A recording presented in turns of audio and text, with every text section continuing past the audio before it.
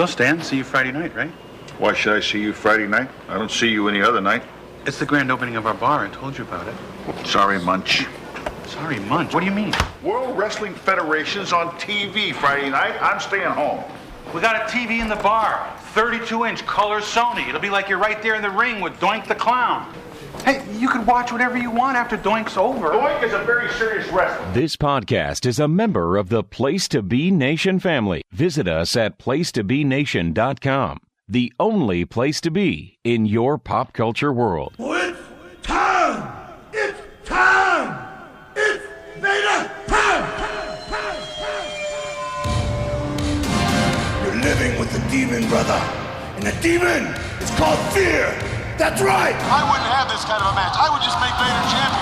It would save a lot of wear and tear on everybody else's part. There's no place else to run! There's nowhere else to hide! It is time to get it on! Boy, if the Denver Broncos had him on the line, you wouldn't need the rest of the guys. I'm talking about Vader. He could win the Super Bowl all by himself. Because you know Vader feels no pain. But you remember the pain game, brother? Well, it starts all over again. Grab your plunder and open the pay window. It's time for Survey Says. Welcome everyone back to Survey Says. We're here tonight for our 15th episode. It's kind of going to be a sad edition tonight here on the Place to Be Nation, as today Big Van Vader has passed away. So we thought we'd kind of throw in a little brief tribute to Big Van Vader. And we also want to dedicate our show to our very good friend of the Place to Be Nation.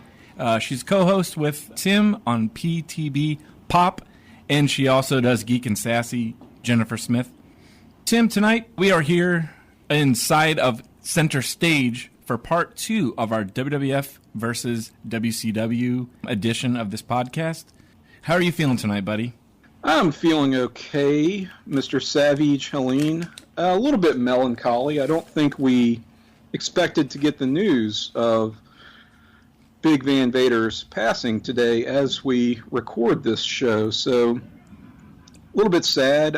He was only, 63 years old, I believe, so not an old man by any means. One of those guys who, he was still wrestling up until as recently as, last year in Japan. Oh, wow. Yeah, hard to believe, right?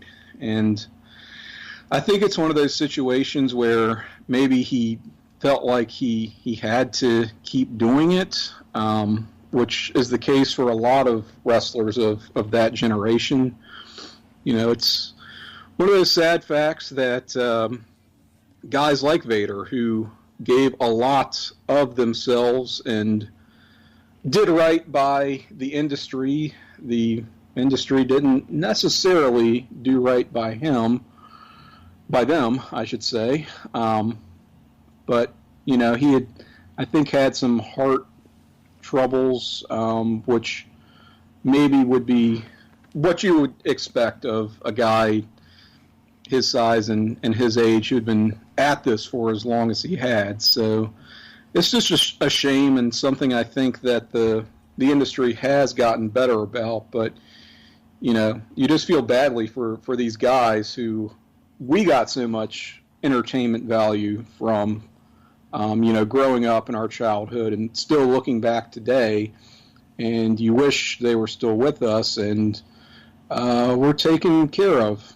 a little bit better. So not meant to really be an indictment of the wrestling industry or anything, but something that I think probably should be expressed. It's not even really a matter of opinion, more just facts. Look at the examples we've had, just year after year. So, I mean, Vader's a guy we've discussed a lot, and we have praised his matches a great deal on this program. We're only 15 episodes young, but he's a guy who comes up over and over, right? And I would say one of the great big men of this industry, of the professional wrestling industry, but one of the just greats, period, big men or otherwise. What you're saying about how he was still wrestling into his 60s, it does kind of remind me of how, there is really, no, like when you're wrestling, you don't really have a pension, or like a 401k like we have at our jobs. So it's like, I guess you have to keep going to pay the bills. Yeah, it's sort of like if you don't make your money while you're young and can get out while you're young, you just sort of keep at it unless you have a fallback. And a lot of these guys really don't. So something you maybe don't think about when you're in your prime and you are making good money, which I certainly hope Vader did, especially for, what he put his body through for our entertainment. But that's just a reality of the situation. And, it's good that I think people are kind of rediscovering him through the WWE network. He was somebody who was like on top at a time when wrestling wasn't really hot anymore. That's when he had his best years, Oh, yeah, for sure, because this goes along with what you were saying earlier, but I was talking to one of my coworkers about Vader today. He was saying that the only thing he's ever seen from Vader is maybe a year in '98 in the Attitude Era, and he's only recently now went back because of the network. And he hasn't even went back to '92 when he won the title and beat Sting in that match we were talking about on our last show with Jordan Duncan. Yeah, just our last show, going over that very historic match.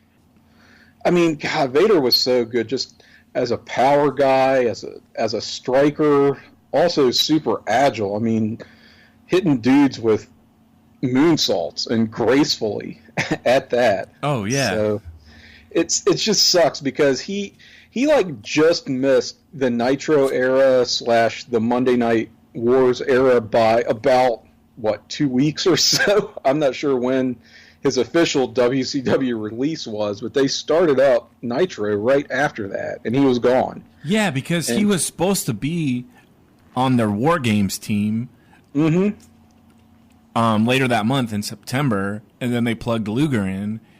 But I did like his debut. Like, I had never seen Vader before at all, and I'm sure we'll get into this later in the show tonight, but I remember him showing up in the Rumble and, like, going toe-to-toe with Yokozuna. And then the next night on Raw, he, like, beat up Gorilla Monsoon after a match and got suspended. Yeah, so it really put him over strong, like, right away. That's Gorilla Monsoon in there! That's the president of the World Wrestling Federation! Vader has completely lost it! Vader completely losing it! No!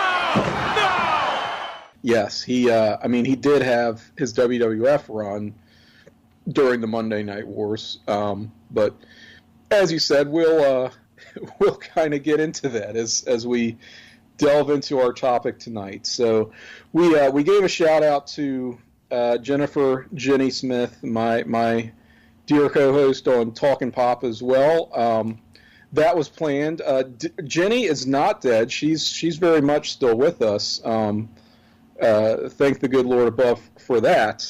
But we had to give some acknowledgement to the very unfortunate passing of Vader. So not to steal your thunder, Jenny, my friend and Miss NWO of WCW survey says.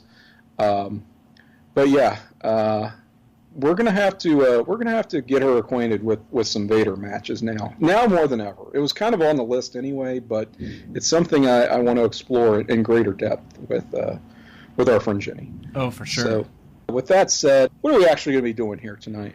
Part 1 of the WWF versus WCW show that we did where we kind of compared careers of various wrestlers.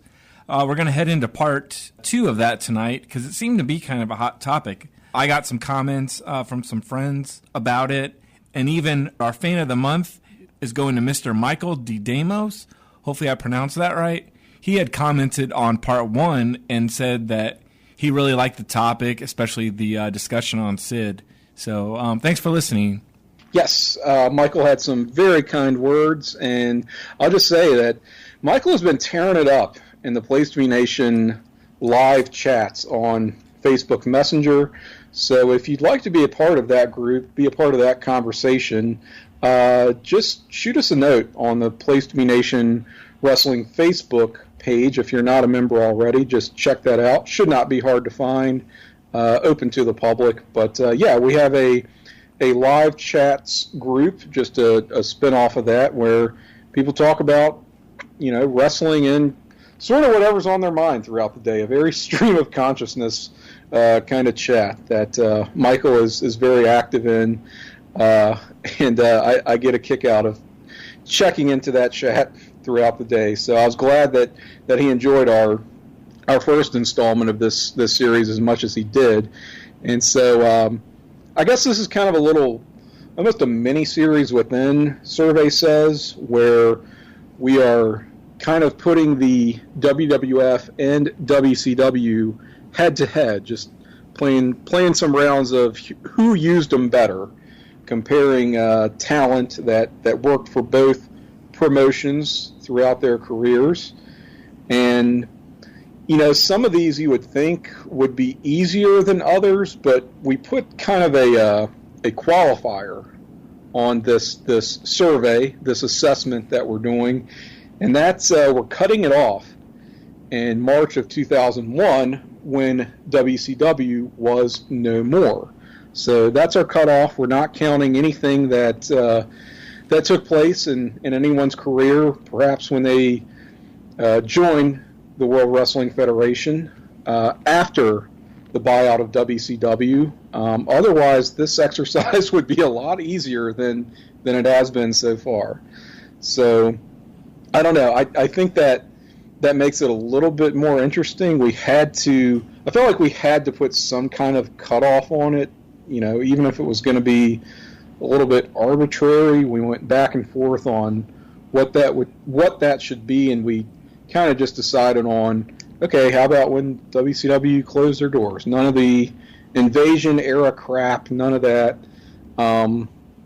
Later, continuation of WCW gimmicks that you got sometimes, just none of that. It's when both organizations existed. That's the fair comparison that we're trying to make here. I don't know if this time I had as hard of a time as they did with guys on the first show.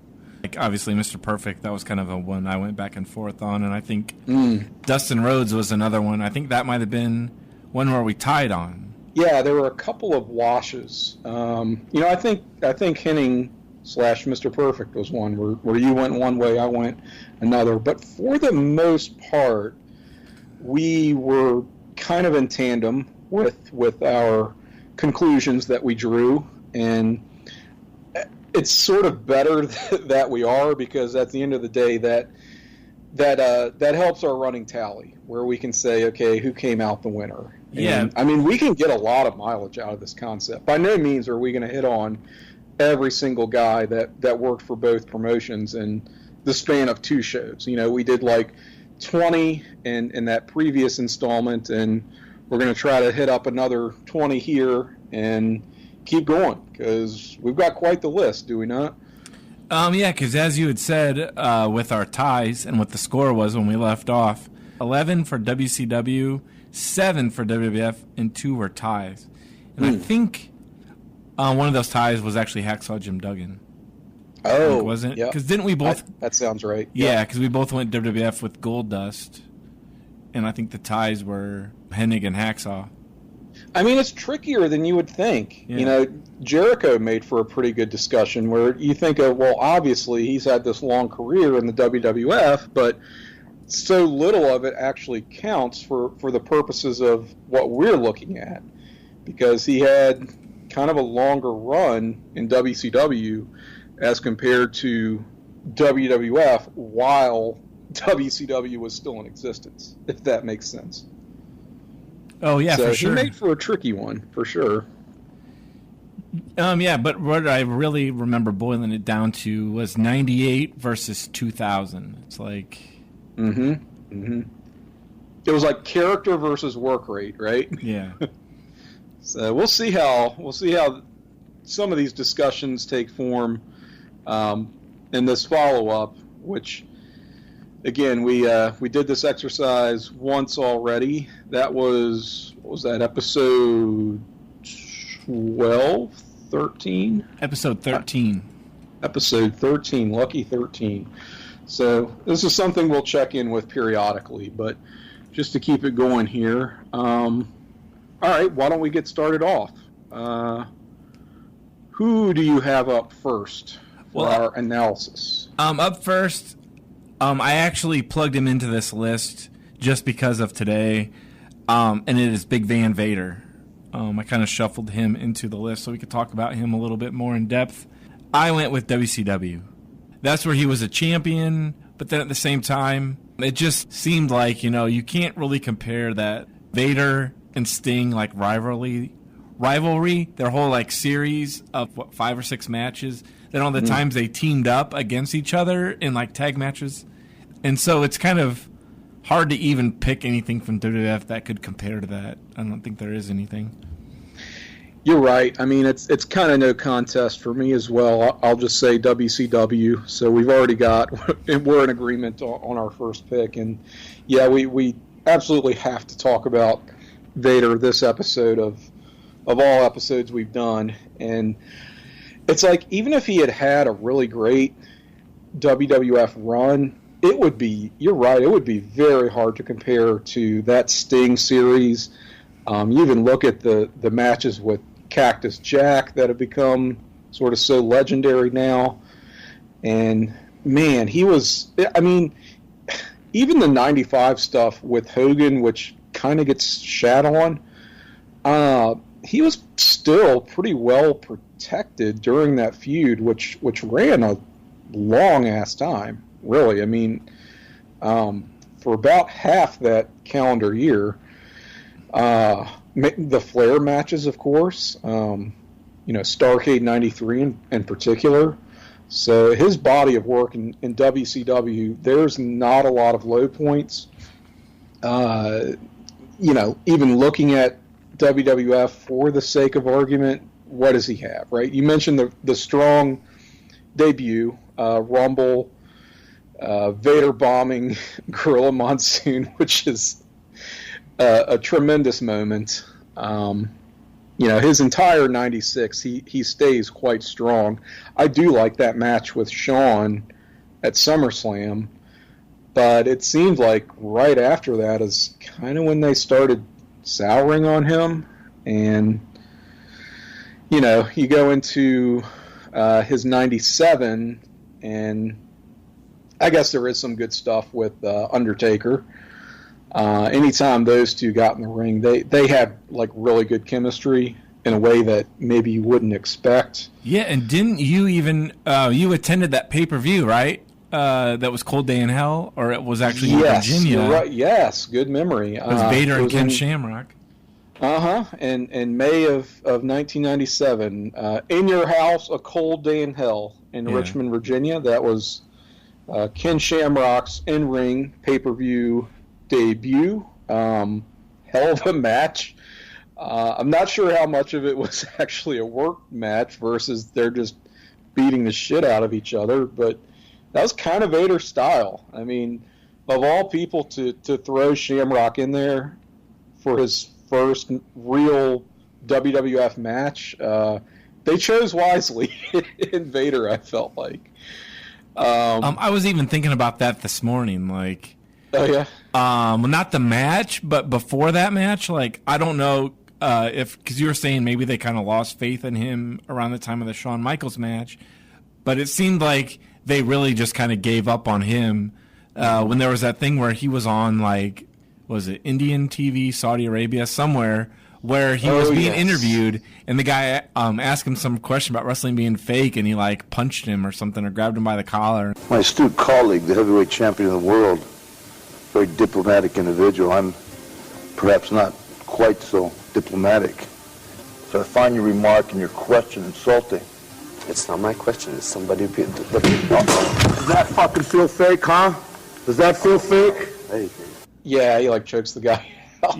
I think then they just kind of gave up on him after that. It was in Kuwait or something, right? Okay, that's right, because they would do that Kuwait Cup. I think they did that in 96 and 97. Yeah, that was kind of another strike against him, I guess, earlier that year. He was already kind of on the shit list. He some of that is politics, I gather. Shawn wasn't crazy about their match and bitched about it, and of course the Clique had power, blah, blah, blah. I guess it was sort of, the writing was on the wall for him after Although that. At the same time, like, around that time in 97, you had those kind of sit-down interviews with Jim Ross where he was talking, and they got kind of like, what is that? They were kind of pulling back the curtain. Where he's talking to Mankind. With Goldust and with Mick Foley, yeah, so it seemed like they could have just played that off as like a thing with Vader too, like, hey, look, wrestling's kind of like real or whatever. You know what they were kind of going for? It kind of fit that. You know, they should have just played it off. That would have been cool. Really ran with Vader being a badass, like get behind him. But you're right, that would have been cool if they gave him that kind of work style of shoot interview, whatever they were going for with that series of interviews. There was something to that, and Vader would have been a pretty interesting subject for it. You're right. But, I mean, it sucks because he was kind of cooked by 98. He has that, I still think back to that Rumble match with him and Goldust where he crushes Goldust with the Vader bomb in the finish, and Luna's on Vader's back, and she just eats shit. I mean, that. Credit to her, really, but man, she just eats it. He had the matches with Kane, where they did a mask versus mask match, right? Where it was like, we've seen Vader without his mask. We know what the dude looks like. It's really not a big deal. Yeah, because they had some like, I think it was No Way Out, and they did Kane and Vader, and Kane took him out with a wrench, so Vader was gone until that spring. Yeah, when they did that match, but it's almost like they kind of telegraphed it. It's like you knew that Kane wasn't going to lose then, so it was kind of silly. Right, and so that rematch was him and Kane. That was what, Judgment Day, I think? Over the Edge. Over the Edge. Okay, thank you. In Milwaukee, so probably Kurt or Steve was there. Oh, yeah, we'll have to check in with them, find out. He gives that. No, that was not where he gave the infamous promo that he gave post match. Was that after a match with Mark Henry? They seemed to really job him out a lot back then, so I can't remember if it was the loss to Mark Henry or Bradshaw or Kane or whichever one. I made the biggest mistake of my life. I trained. Look at me, I'm so big. Maybe bitter time's over. I'm nothing but a big piece of shit. A big fat piece of shit. I feel so bad for even bringing that up and laughing, but honest to God, that is one of my funniest, just because it was so unexpected, and I don't know if that was supposed to be part of a really ill-advised new gimmick, or they were going to try to reinvent his character coming out of that, or he's just completely going off script. I don't know, but when I first saw that, it was so completely out of left field and unexpected. It ain't nothing but a big piece of shit, a big fat piece of shit. I just lost it. I completely lost it, and then to this day, I cannot keep myself from laughing when I see that. Again, I feel terrible given the circumstances today, but it's just one of those things that shows you how Vader is like the gift that keeps on giving. And I don't know, call that a low light of his WWF run, but I don't know. I guess at the end of the day, he still, during his WWF run, had gas in the tank, and it's too bad they didn't try to capitalize on what they had. He could have been a much bigger player than he was. Yeah, I think it's probably just maybe timing, because that summer Sid came back and was plugged into that 6-man against Vader and Camp Cornette. So maybe when Sid came back, and they just went with him instead as the big monster. So okay, it's like they got Sid, And then even, like if they were going to do like a shoot fighting Vader, they had Ken Shamrock. So it's like he had more cred maybe then too. Yeah, you're right. And plus, Kane starting up in 97 probably took the wind out of his sails too, because as I understand it, Kane was not really meant to be sort of a long-term act, but he caught on and got so over that they kept him around. So figure maybe Vader got a little bit crowded out in that whole scene as well. I think we've said our piece on Vader. Had to give him a little bit more love than maybe others on this list, as we will continue to do throughout this show, I feel like. Up for number 2 is one that I'm really wanting to talk about, because this guy could go either way. You could have a strong case for his WWF work or his WCW work. It is Lord Stephen, or I guess you could call him William Regal, as I'm leaning with the WWF. So I want to hear your argument first, because I have mine, but I want to hear what you're going to go with. Well, I'm not sure what my argument is just yet, to be honest with you, because this is one that I told you I was on the fence for certain guys that I knew were on the list, and I wasn't sure exactly what direction I was going to go. Well, then do you want me to go start it off, or?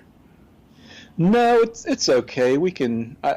I might be able to work myself through and come to a conclusion as we talk about Stephen / William Regal.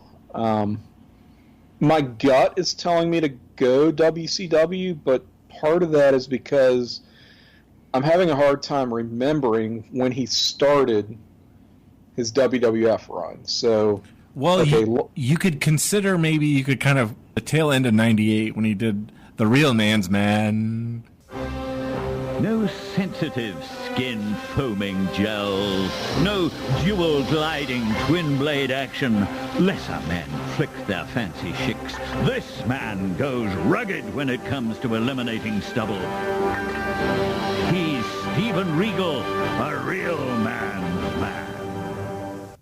The man's man, the real man's man, and that's the thing that messes me up, because I know that he came in with that gimmick, and they're running those vignettes like in, was it like October, November? He was came in around the time of the Survivor Series Deadly Game tournament in '98. So great, but did not stick around long. No. And what people tend to forget is he actually went back to WCW in '99. So had a brief return before, I guess, going into rehab and getting himself the help that he needed, and returning to the WWF, and that was in what, 2000? Yeah, but it was, I don't remember when. The fall. He had that match with Naked Mitty. Oh yeah, because he came back. Oh yeah, he was making those awful faces, like he had to touch him, and he was like, yes. He was like so appalled. And that's actually why I'm going with Regal for the WWF, because sure, he was commissioner.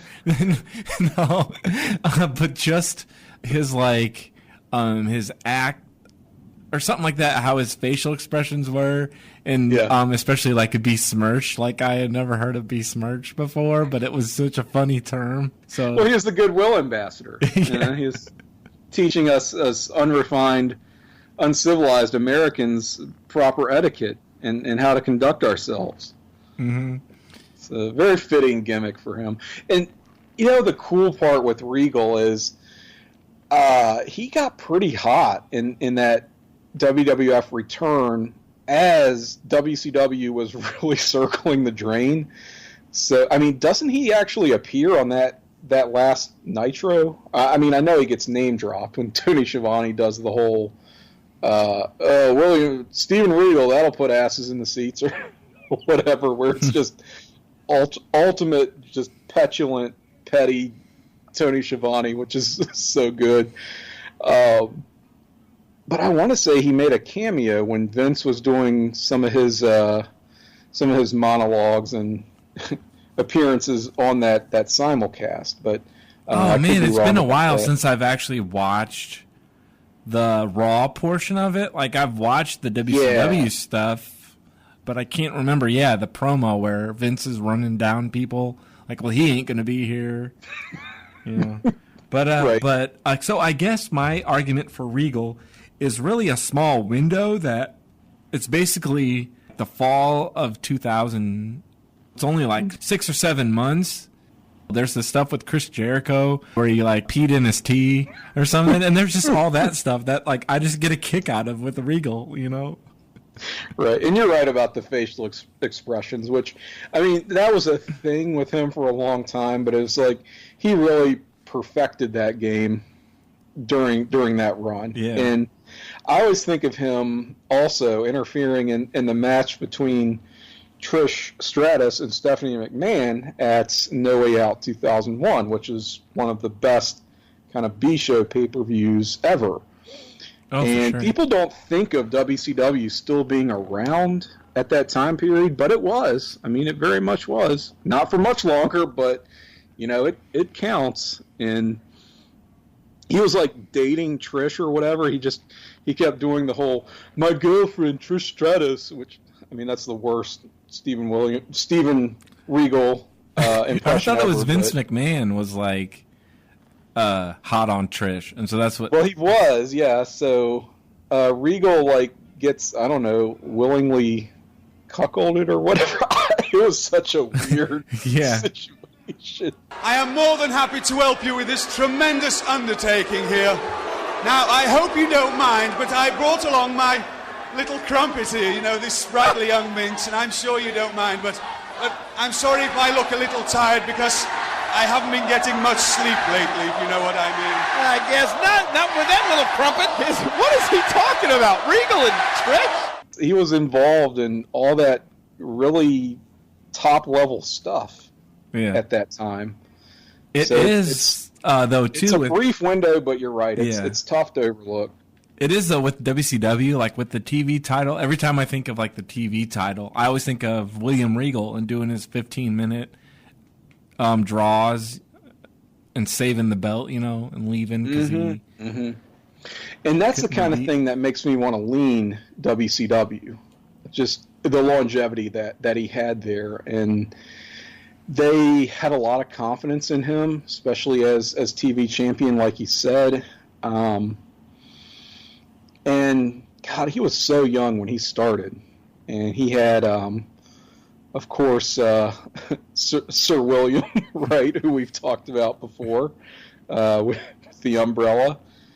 And Earl Robert Eaton. Oh, yeah, the Blue Bloods. Yep. The Blue Bloods, yes, very good, which would just constantly follow him. It was like he always had some version of that gimmick, no matter where he was.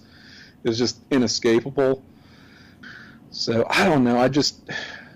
My instinct is telling me go WCW just because there's just so much more to base the argument on. And, I mean, talk about a match we overlooked in our last show, the rank and file crossover with Jordan Duncan, Great American Bash from '96.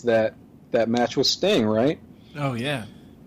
We didn't include that. I don't think any of us included it on our list. Didn't get an honorable mention, and perhaps an oversight on our parts. I don't know. I mean, I did think about it, but just didn't really make the cut. But some good stuff there, him and Sting.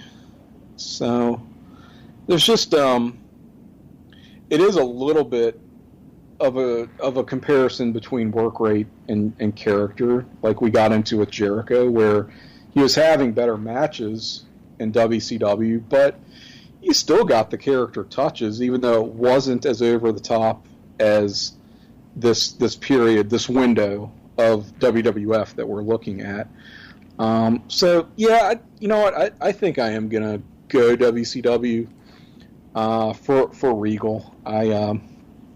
But I definitely have tremendous affection for his WWF return, no doubt. Oh, so One for WCW and one tie already. Man. Yeah, so he's a wash. Yeah. He's a wash. Well, that's okay. I guess I'm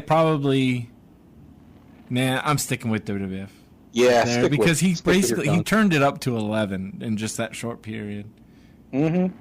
Number 3 for tonight is a guy. He actually won't have a case where he could go the other direction. It's Lex Luger and it's WCW. Yeah, it's Lex Luger and it's WCW. I mean, what can you really say with respect to his WWF run? Started out really strong. The whole narcissist gimmick, Narcissus, as Bobby Heenan would call him. Oh God, I hate that. That whole it's thing. Narcissus. Yeah, man. The first time I saw that Royal Rumble show, I was just like, God, I just want to fast forward through it because I could have. Look at his back. Look at his legs. Yeah.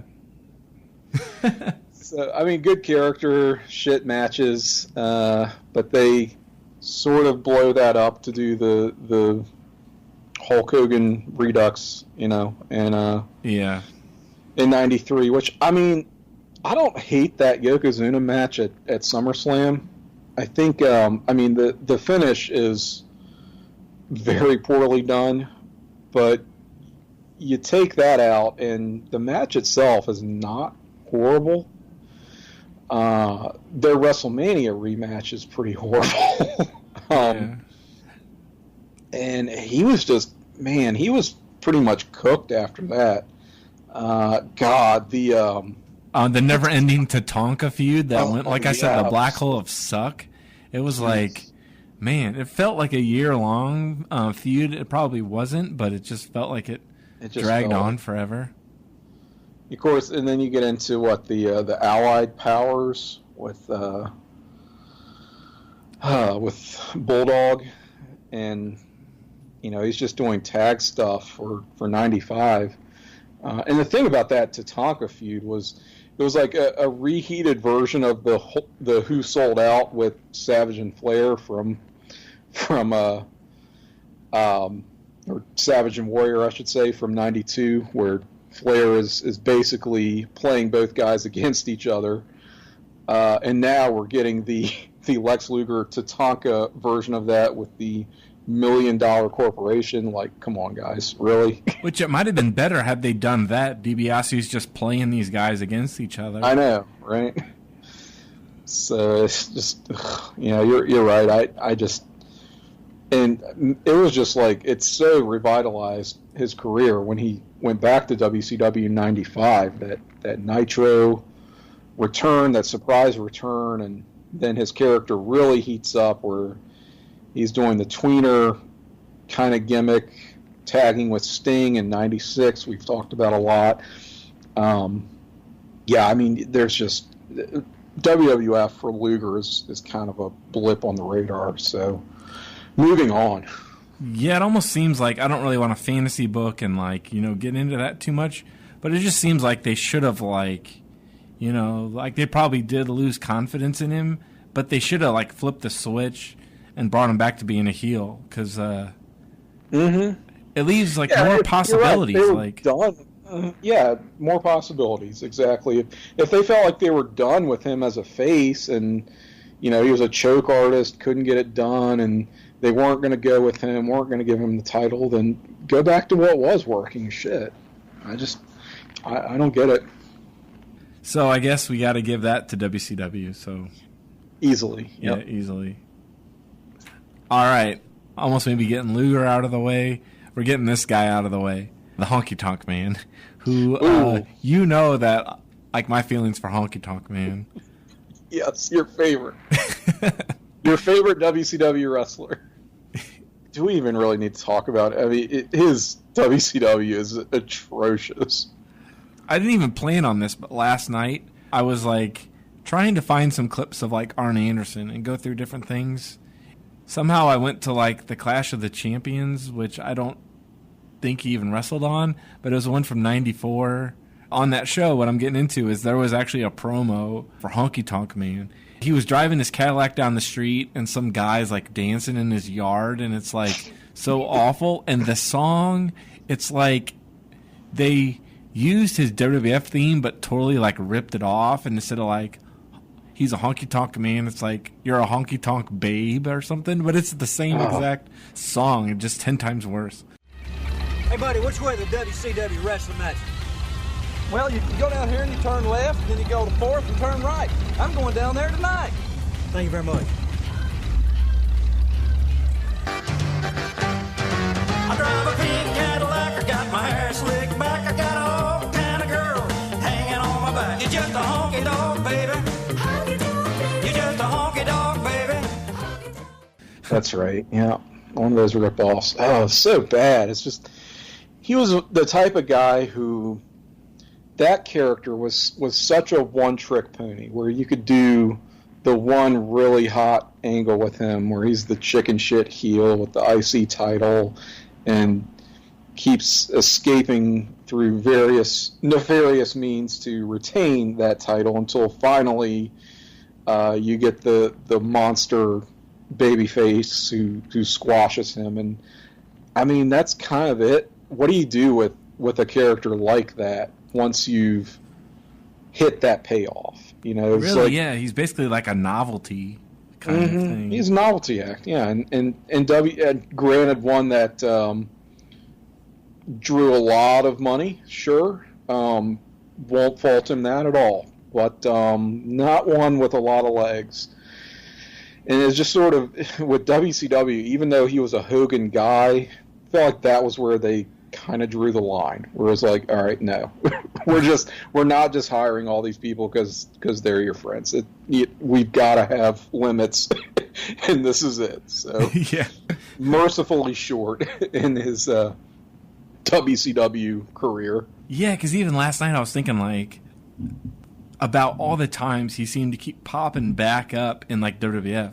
He showed up in like '97, and they did that thing like the Honky Tonk Man's like he's doing a search for his protege, and it ended up being like Rockabilly, but they like stretched that out for a while, and he'd randomly show up doing commentary, putting over the search, and it's like, why did Vince dedicate so much time to this? And I don't know if he had some kind of pull backstage, or he was like friends. Well, wait, wasn't he the cousin of Jerry Lawler or something? Oh yeah, something like that. But it's like never-ending Honky Tonk Man. Yep. So moving on. Yeah. Who else we got? Or actually, what'd you go with that? I went WWF. But WWF. Yeah. Yeah. Actually, my answer would be neither. But, yeah, neither. I'd rather just forget him. This next guy, really interested in getting your opinion on this next guy, especially after the kind of mini love fest we had on our previous show with Jordan Duncan, and we both have this guy in our #1 Great American Bash match. It's Terry Funk, and I went with WCW. Ooh. But yeah, it's a really tough one though. Like, yeah, I would have to lean WCW as well, kind of for his 1989 alone. Did an entire show dedicated to the year 1989, so I've kind of gone back and revisited his stuff, his Flair matches. Even that Steamboat match that he has at, I don't know what number, but one of the clashes, while Flair was on the shelf selling the neck injury. Yeah. Is pretty strong. And I mean, yeah, you've got the early WWF with with him in '85, and then like wrestling Junkyard Dog, but even wrestled Hulk Hogan a lot. Do you know the difference between a Texas Brandon and a WWF Brandon? In Texas, we brand cattle, and in the WWF, we brand jackasses! Laugh! Laugh! Shut up! He did, you're right. Which on Saturday night's main event, right? It is really tough because even like I didn't see any of that stuff. Like my first exposure to Terry Funk, I think, was when he showed up in the one Royal Rumble, like randomly. Yeah. And he starts brawling with Mankind, and Jim Ross starts talking about their history, kind of But like I was like, what? I was confused. And then he shows up later at the tail end of that year as like, I guess, Chainsaw Charlie. Mm-hmm. And they tried to act like he was somebody else, but then they kind of like basically then started referring to him as Terry Funk. But that was my first exposure. But then going back and like backtrack, and it's like, man, yeah, there is a really good 85 and 89, then coming back in 94 with the Stud Stable. And even like the 2000 stuff where Stable. he was the hardcore. So he's Can't got sleep like, on that.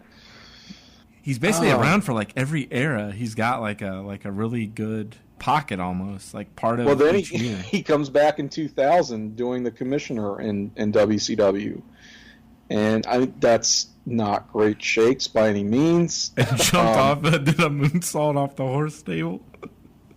Yes, he does a moonsault off the horse, which did not happen, but it should have happened.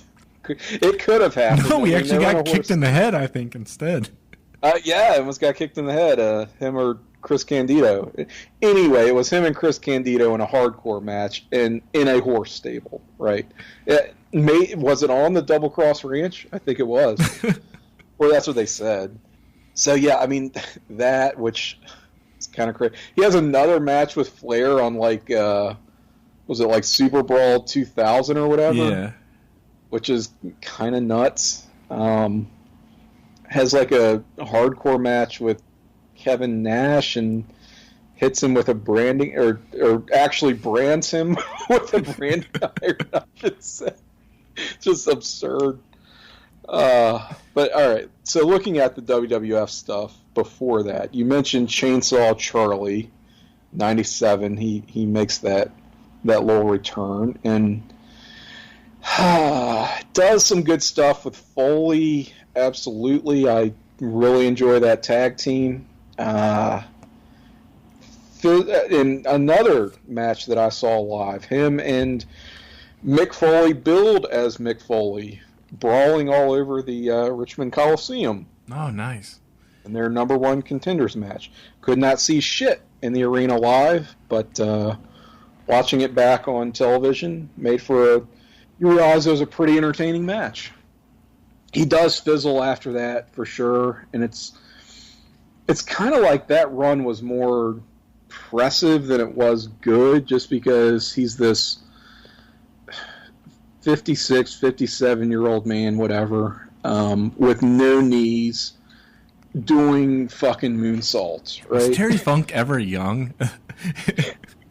Valid question. Was Terry Funk ever young? I'm going to go with no, he was born middle-aged and crazy. Yeah. Moonsaulting off his, like, crib or something? Yes, yeah. I'm resisting the urge to do a Terry Funk impersonation here, just because I'm not good at it. So I'm not going to. That 97, 98 stuff is okay, but I don't think it really holds up to his NWA/WCW body of work. And I mean, the closest you could come to maybe giving the nod to WWF is that earlier 80s stuff, especially with him and Hogan. Just because it was quite different to see Hogan go up against a heel character like that. Though I don't think we got enough of it to beat out his WCW stuff. So I think, are we both in agreement? Terry Funk goes WCW? Although there was one really cool promo. It might have been on one of those Hulk Hogan DVDs, like the 4-disc or the 3-disc anthology thing. But they had Hulk Hogan against Terry Funk on there. And Terry Funk cuts one of the coolest promos. It might even be cooler than the Slamboree 94 one. But he's getting interviewed by a pool by Jesse Ventura. I think before the Saturday Night's main event match that you had mentioned. You don't really look like the beach type to me. What are you doing here? Tonight, after I beat the heavyweight champion Hulk Hogan, all the national press will be taking my picture, and I won a great tan for the cover of Sports Illustrated. Well, I don't know if Sports Illustrated's here, Terry. They better be. They put that overrated blonde blowhard Hogan on the cover. They better put me on it when I'm through, or I'll fry them. Both of them. I'll fry them with my iron. That's a promise. Because that was the first time I really heard him cut a heel promo, and I'm like, oh my God, this guy is awesome. And it kind of set me in that direction. Like a legit Terry Funk heel promo. Yeah. But so we're in agreement with Terry Funk. So the tide might be turning now, because the next guy I have, I'm leaning WWF for Jake the Snake Roberts. Oh, yes, definitely. Another one that's just a layup. What can you even say about his WCW? Here again, just such a brief spell. What does he even do? Like, okay, so he has the pretty hot debut, hitting the DDT on Sting, right, to start up that feud. And they have, what is it, like a multi-man match at one of the clashes leading up to Havoc 92? Yeah, they had something, I think it was like Jake and Vader and Hercules in a mask and like Rick Rude against the Steiner brothers and Sting and somebody else, I think. I think it was like an elimination thing. Thank you. You know those clashes far better than I. So hey, at least I'm good for something. Yeah, definitely. They have the horrible spin the wheel, make the deal, coal miner's glove match, the infamously bad match at Havoc 92. Doesn't he get bit by the snake and it's like hanging off of his cheek and it's just kind of clipped on there? Yeah, he gets bit by his own snake, so that was certainly a thing. And it was just kind of hanging off of him, the little bullshit snake. Like the savage snake bite. It was not. Yes, it was like the complete cobra opposite. Bite. No, a poor recreation of that. Gosh, Jake, he kind of had the misfortune of bad timing, I think, where wasn't he supposed to, after his WWF in-ring career was over, that Undertaker match at WrestleMania 8 in 92, he was meant to move into more of a creative role as a writer or booker or something like that, and then kind of got the offer or maybe put feelers out to WCW and basically got out of his WWF contract by foregoing his merchandising and licensing money that was kind of owed to him, or that he otherwise would have received had he stuck with WWF. So he says, forget all that. I'm willing to part with it because I have signed this huge contract with WCW, which I think he made that deal, I want to say, with Kip Allen Fry. This, again, being that 1992 period. But Fry is out the door very quickly. Bill Watts comes in, and Bill Watts was there to sort of clean house and, cut some of those big money contracts. And that was sort of his first order of business, was he saw that Jake Roberts deal and said, well, he didn't make that deal with me, so that's not what I'm going to pay him. And by the way, I also hate Jake Roberts. So they had history, going back to Mid-South, I believe, and just always had bad blood. So he kind of, I would say Jake fucked himself, but I can't imagine he saw these things coming to pass. So somewhat a victim of circumstance there, and it just you don't have much to say about that WCW career that he had. It's just kind of a footnote. So that's an easy notch in WWF's column. Yeah, it did introduce the world to the spin the deal, or spin the wheel, make the deal. So there's that going for him. But it does give us that. You're right. So worth it for that. Yeah, but like you said, it's like a footnote on WCW history. I can remember seeing him when I was a kid, and like, it seemed like it was 93, but it may not have been, but I know it was just a random WCW TV match. I don't even know if he lasted into 93 WCW. No, as far as I know, he was gone with Halloween Havoc. Yeah, I mean, he certainly didn't do anything high profile after that, so that must have been curtains for him. So I don't know, maybe it was just a weird syndication thing, who knows. But anyway, it was just a random TV match, I don't know against who, maybe just a jobber, and just thinking, oh, that's Jake the Snake, maybe I should start watching this, even though it's not the WWF. And even being the 9-10-year-old, whatever I was at the time, it felt just so wrong and weird and bad. I was like, no, I don't think I am going to watch this after all. So, certainly did not hook me as a young viewer. But, hey, it sounds almost like me and Honky Tonk Man, where it's like you watch it and you're like, well, as you're saying, man, this seems wrong because Jake is a WWF guy. And I'm like, well, here's a guy that I never liked anyway, so screw this. Yeah. It's kind of like the opposite or the inverse of like your introduction. Right, because Jake was my fave when I first started watching wrestling. So he was the guy that hooked me in the WWF, and I couldn't follow him.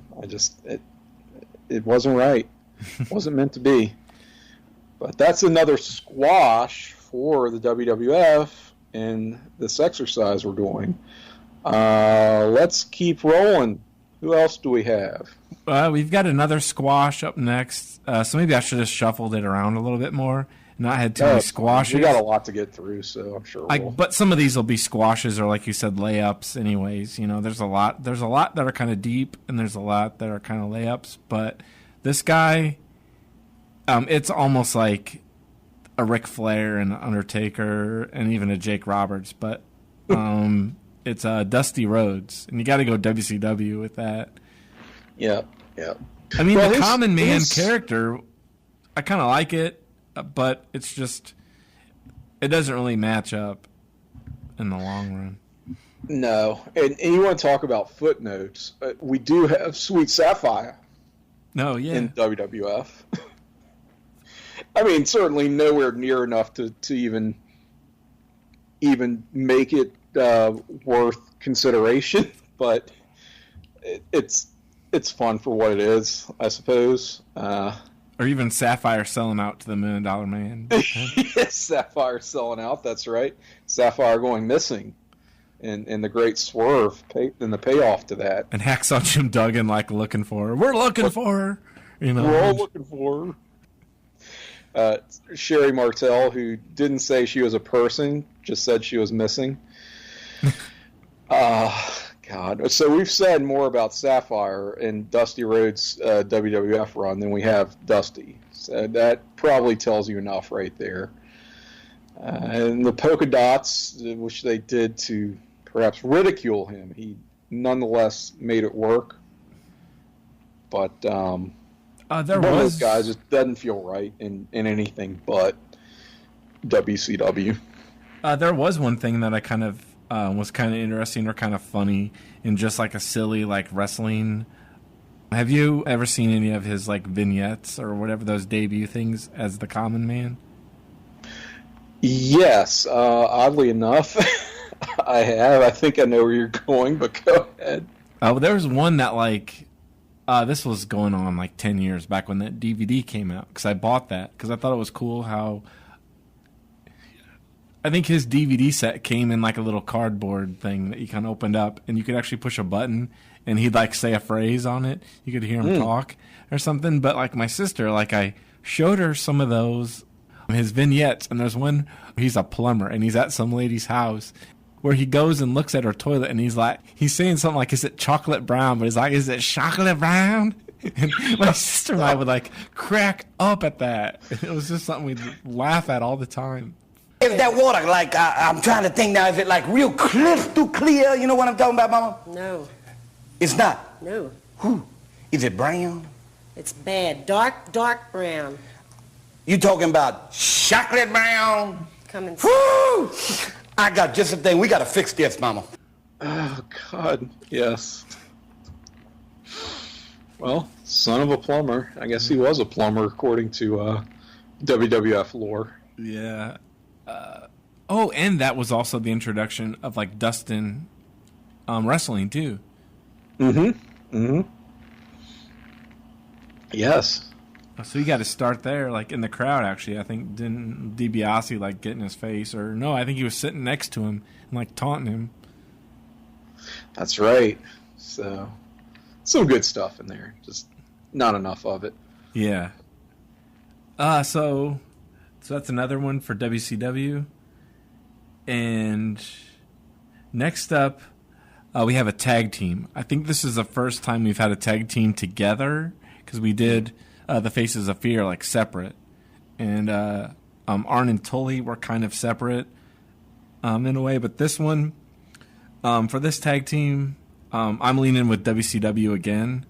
But it's the Nasty Boys, all the way from Pity City. Yes, the Nasty Boys. So they started in WCW in, like, 90.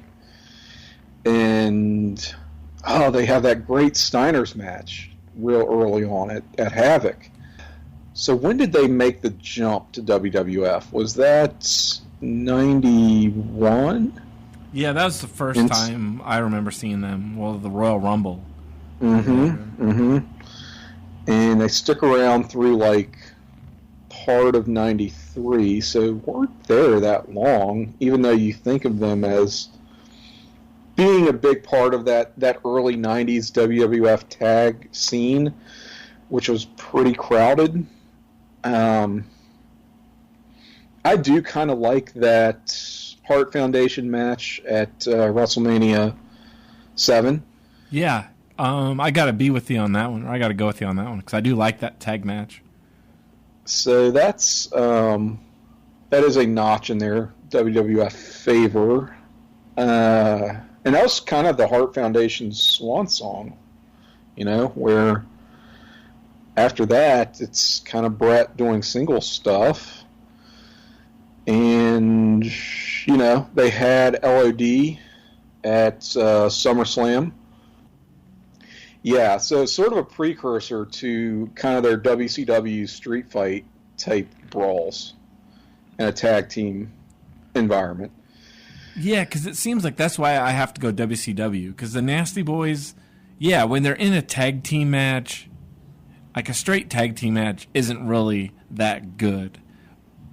But WCW, they kind of played up more of that brawling, like you were saying. And so that's why I lean more to WCWs, because they kind of maybe plugged them into better matches, like, suited their skill set, I guess, or a lack of skill set. Yeah, good way to put it. Yep. So another one where I don't totally hate their WWF stuff, but not enough of it to compare against WCW, where that was where they kind of clicked. And working with all those tag teams, all the Harlem Heat stuff, and various different combinations that they had at that time. Of course, you got was it Cactus Jack and Max Payne or Kevin Sullivan, whichever way you want to go. So yeah, you're right. It did play to their strengths or lack thereof a little bit more. Even the Public Enemy matches. Public Enemy, yep. How can we sleep on those? So, yeah, and they were more decorated as well. They were like, I want to say, 3-time WCW tag champions and once in WWF. So if you care about that kind of thing, then it comes into play. I am glad we're looking at them as a unit, as a tag team, rather than, Brian Knobbs and his singles run. Which was the less said, the better. Although, didn't he kind of team up with Finlay, and they were both wearing, like, SWAT gear? Kind of like a big boss man, Bull Buchanan kind of thing? Or weren't they kind of doing that? Yes, they did do that when WCW started its own like hardcore division. The gates of Nastyville have now been opened, so get ready to feel the taste of nasty sensation. Okay, that was a sensation, I guess, in many ways. Yeah, like I have a vague like recollection of that. Yes.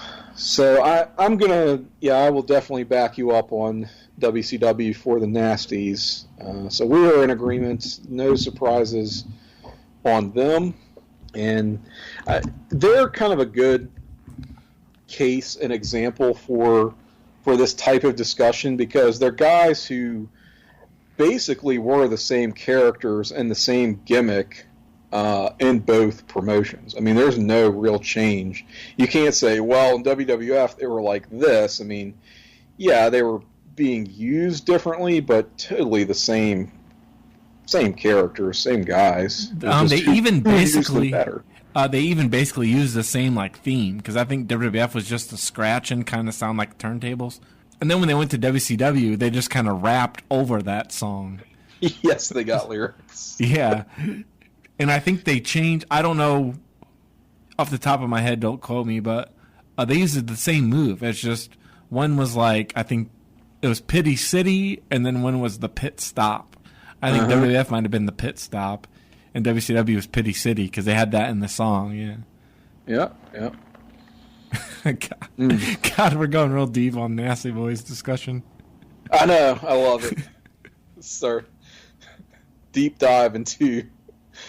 That's a deep dive. That's a dumpster dive you don't want to take. A dumpster dive. Yes, very. So let's kind of back up off of that and take a look at somebody else. God, now we're getting into like these next guys. Looking at my list, like the next two guys, I'm like, ooh man, we're really hitting the bottom already.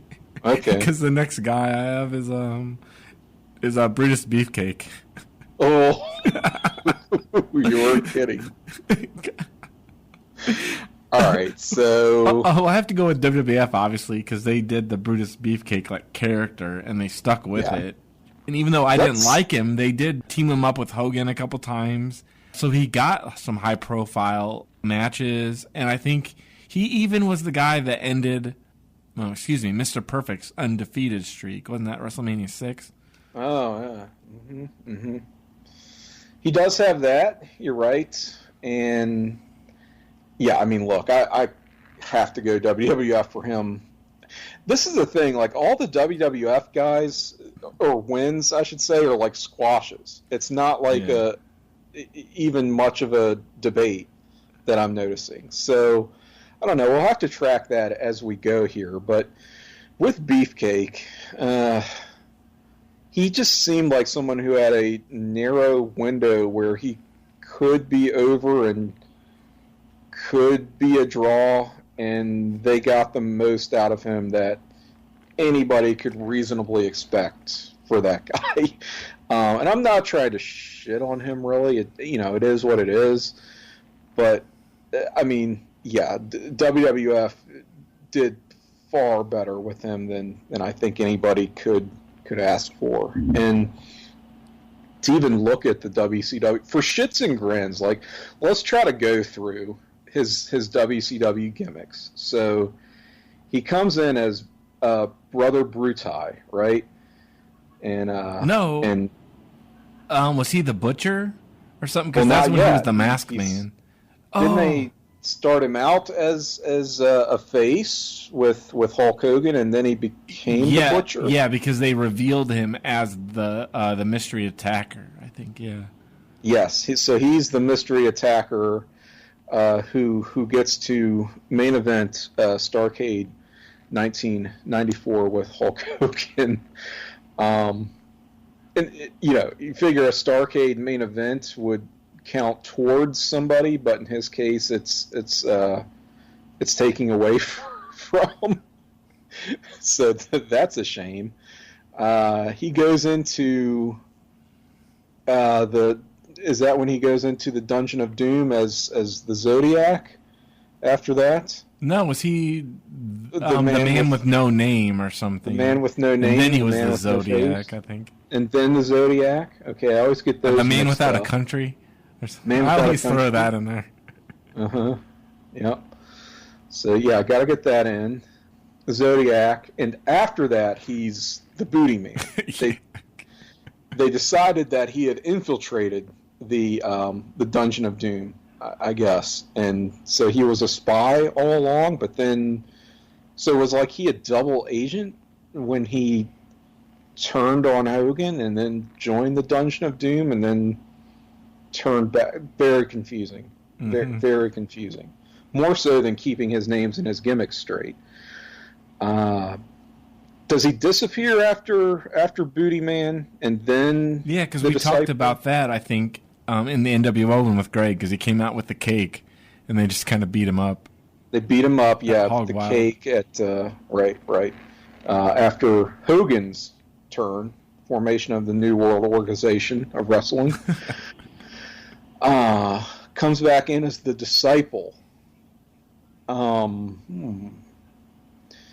And then the Warrior abducts him, so steals the Disciple away from Hollywood Hogan, and I think he was still called the Disciple, but he was then a disciple of the One Warrior Nation, if you recall. Yeah. Well, I try not to, but thanks. You try, yeah, we all do. And I don't think we see him after that. So No. I want to say he came back in '99 because there was something that you know how they added Thunder. I think there was like a graphic or something. You know, you got the little thumbnails or whatever, the little image that shows. It's like, here's a description and the air date of this Thunder, and I think it showed on the network him in the. I was like, is that the Disciple? And he's in the little. Thumbnail graphic, so I clicked on it, and yeah, he shows up during like when Flair's regime was going on as the president. Oh God! And he showed up then too. It was just a one-off thing for Flair to abuse him or something while he was feuding with Hogan. I don't remember anything like that, but I could see because it was just a one-off thing, I think. But I'm like, really? They even used that for the picture or something? Like that's great. Wow. Okay, so.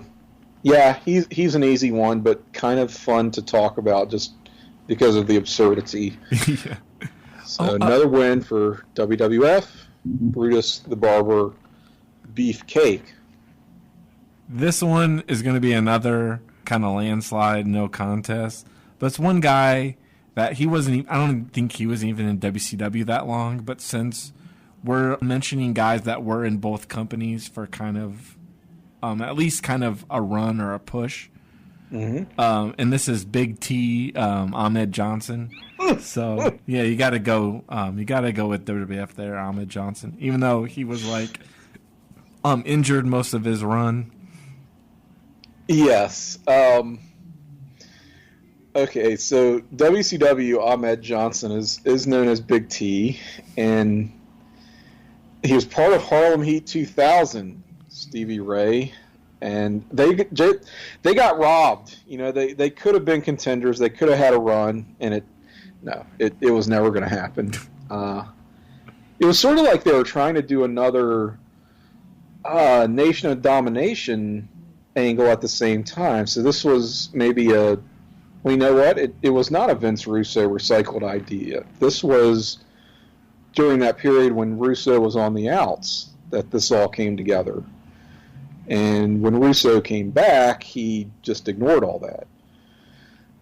So it was, Big T / Ahmed Johnson with Stevie Ray. They had a couple other guys. They had Jay Biggs, of course, former Clarence Mason. They had the dude from No Limit Soldiers, who I can never remember whether Swole it was or something like that. Yeah, Swole, and then they called him either Mace or 4x4. Man, you got a better knowledge of this than I do. Shit, I just remember him as the Big T with the match for the. And Booker lost the Booker. He lost the T. Right, and Booker lost the T when he... I can't even say it. Booker lost the T, he lost his music, and they replaced his music with like this really cartoony, awful channel-changing crap. Hard to believe that Booker would go on to become a world champion just a few months later in that year, and one of the all-time greats. So quite the rebound for Booker.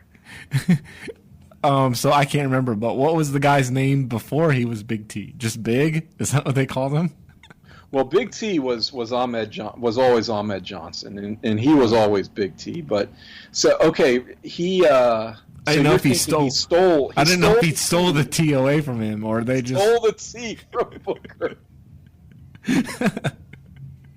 Oh, I had not considered. Okay, now all right, I'm with you. Yeah, what did they do with? How did they apply the T? If Big T was always Big T, I don't know. That's But this was like some kind of. Is Big T the father of Big E Langston or whatever? Oh crap! Could be onto something there. His uncle. I don't think the timing really worked out, but these things are all relative in wrestling. So, all right. Anyway, the kind of New Jack City booking of this faction in WCW was quite embarrassing and maybe more than a little racist. I don't know. I don't remember that well, and not inclined to revisit it. But it was what it was. Fact of the matter is, this is supposed to be a discussion about Ahmed Johnson.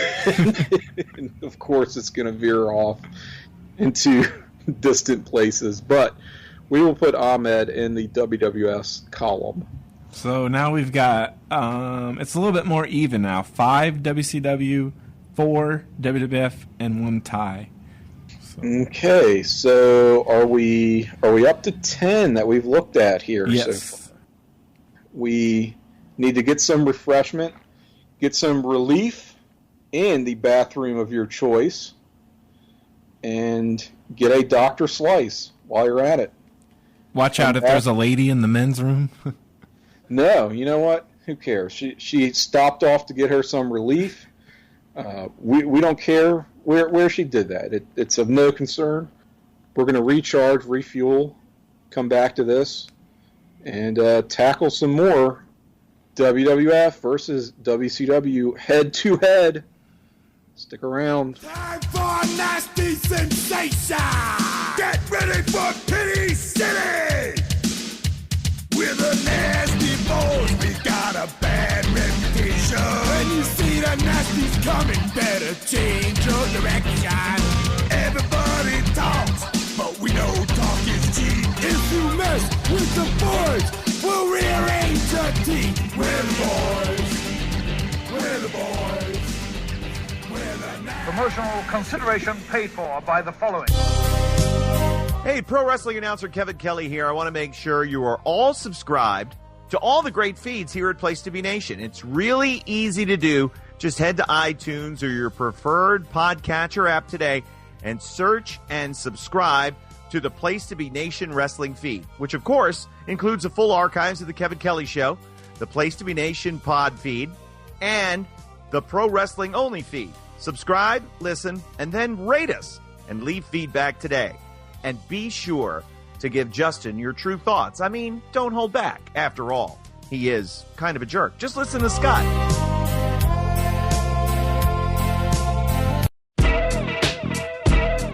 Place to Be Nation's JT Rosero and Chad Campbell here. We want to let you know that we have a ton of great podcasts available to you on iTunes, Stitcher, Google Play, and PlaceToBeNation.com. We offer them to you on 2 great feeds. On the Place to Be Nation wrestling feed, we bring you the Mothership, the Place to Be podcast, along with Main Event, Survey Says, the Monday Night Wars, and our monthly pay-per-view reaction show, as well as Jeff Learns Wrestling.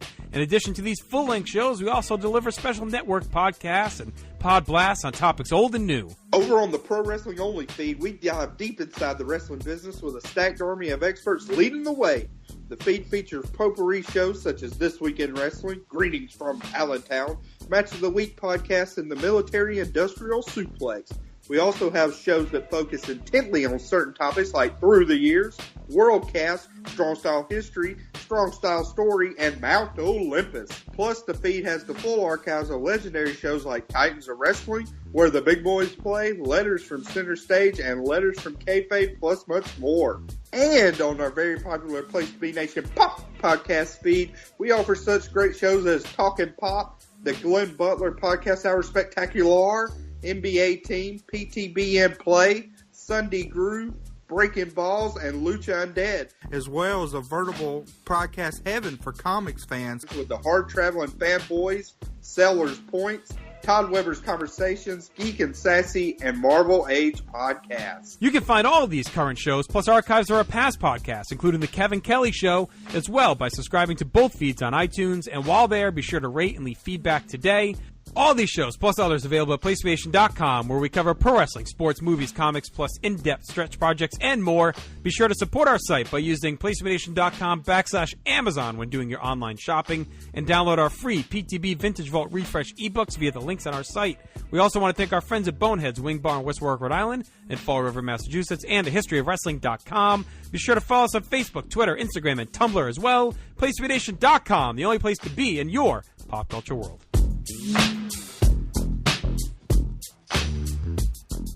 Place to Be Nation, it is me, the manager, Todd Weber, and I'm here to tell you all about a brand new show on the PTBN Pop feed. It's Talkin' Pop. Each month, hosts Jennifer Smith and Tim Capel discuss the hottest topics in pop culture along with their special guests. Funny, illuminating, and even sometimes a bit naughty, Talkin' Pop is our latest and greatest legendary Place to Be Nation podcast. So be sure to join Jenny and Tim every single month on Talkin' Pop, proudly part of the PTBN Pop feed on iTunes, Stitcher, and PlaceToBeNation.com, the only place to be in your pop culture world. Big Josh from World Championship Wrestling, and I got a message for mainly you high school kids out there. I understand how everybody wants to be the best at what they do, be the strongest, be the fastest, be able to jump the highest. I understand that, but I want to tell you that steroids is not the way to do it. See, I know. I've made the mistake, and God knows what it's done to me physically, but I can tell you that mentally, it changed my moods, it changed my personality. If you want to be the best you can be, do it naturally without steroids.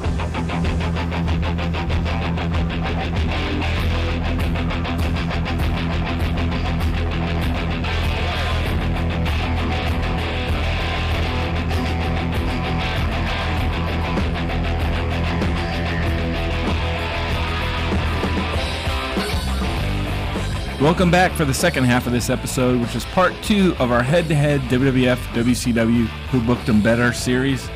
We did talk about our Fan of the Month, and we dedicated this episode also to our friend Jenny Smith. But I want to, before we get into the discussion, throw a shout-out to Steve Willie, because I met up with him briefly just a couple days ago, because we were both up attending the NXT TakeOver Chicago show. A good one. Which, how you were talking about it, it made me think of this because of the Mick Foley and Terry Funk match you saw. And you said they were brawling in the crowd, so you couldn't make out a lot of it. It was the same with the main event of the TakeOver show, Tommaso Ciampa and Johnny Gargano. They were wrestling into the crowd, and there was like a platform that he did a cross body off of onto Tommaso, and it was like hard to see that, but I knew that they were going to dive off of that, because I'm like, why is there some random platform over here when the stage is on the opposite end? And so I knew they were going to dive off of it, but I couldn't really see it because everybody stood up in front of us. And then towards the end of the match, they did a spot off of another platform through a table, and it was hard to make out that too. So I need to go back and like watch the network version and kind of see some stuff I missed, but it all came off really good. And that's like the beauty of attending a live wrestling show, easy for me to say, where you pick up on those little touches and you know it's going to come into play one way or another, and you're sort of trying to put those pieces together. It can be a lot of fun. And that feud it's it's almost like single-handedly revitalized my interest in modern professional wrestling, because it's something that I can just purely enjoy and not like get into just the deconstructionist aspect of being a snarky, smarky, whatever type of wrestling fan. It's just such pure, unadulterated joy and violence, of course, that feud. So I'm kind of jealous, but also happy for you that you got to see that live. Yeah, really, because what you're saying, like, these takeovers, that's all I've ever seen of NXT, is just these takeovers. Like, I've never watched the weekly stuff. I've never really seen anything. Like, I'm content to watch WCW and not really pay attention to the current product. Right. But this NXT, like the first takeover I saw was the War Games one. I'm like, I got to see this because it's War Games. And that, like, blew me away. So I've been going over to my buddies, like, every time they do one of those, and we'll hang out on a Saturday, and we'll watch the takeover, like, before the Rumble and before, like, WrestleMania. And now we got to attend one, so it was pretty cool. Oh, yeah, I love them so much. So, changing gears slightly to get back into what we might consider some ironic enjoyment of wrestling. Speaking of WCW and old stuff, we're continuing our overview here, and we did 10 guys in our first half. Do you have our standings? How things sort of, how the landscape is shaping up so far here on our scoreboard? Well, out of those first 10, it's basically almost kind of the same as how it's stacked up on the last show, I believe.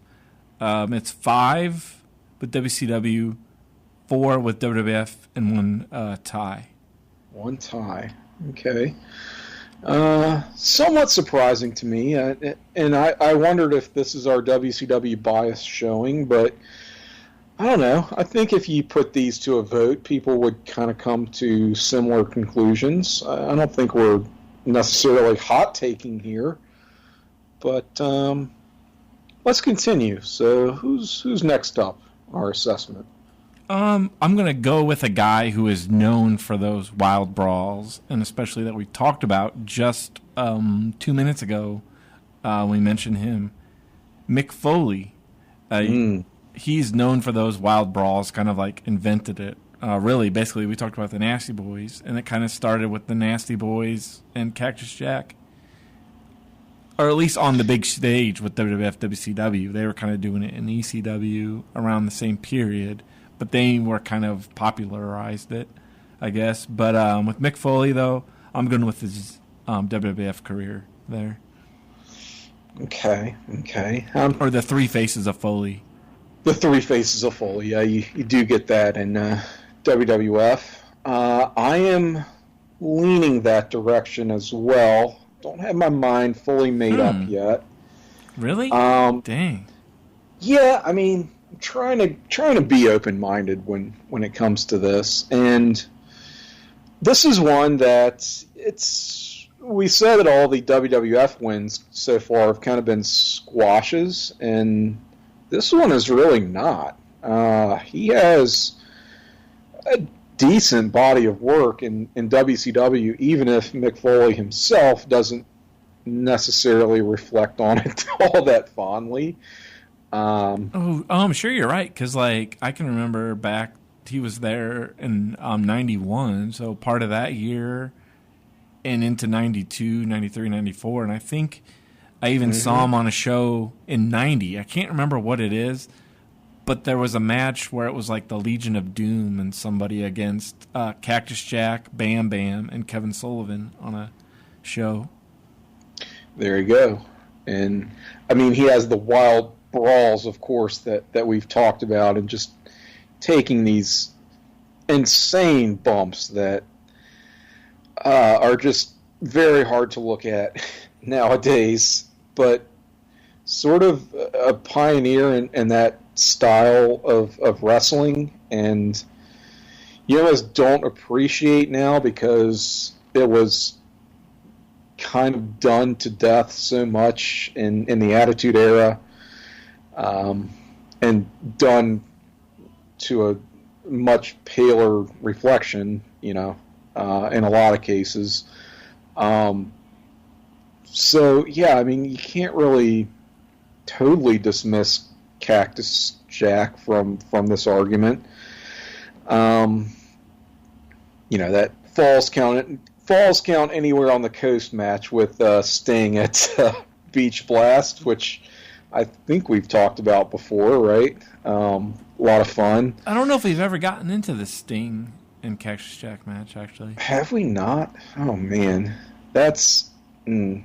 That may be an oversight on our part that we'll have to remedy someday if we haven't really explored it. I think we talked about, I think we talked about it with our guest Justin JT Rosero when we were going through kind of the high concept WCW pay-per-views and such forth, and that show definitely came up.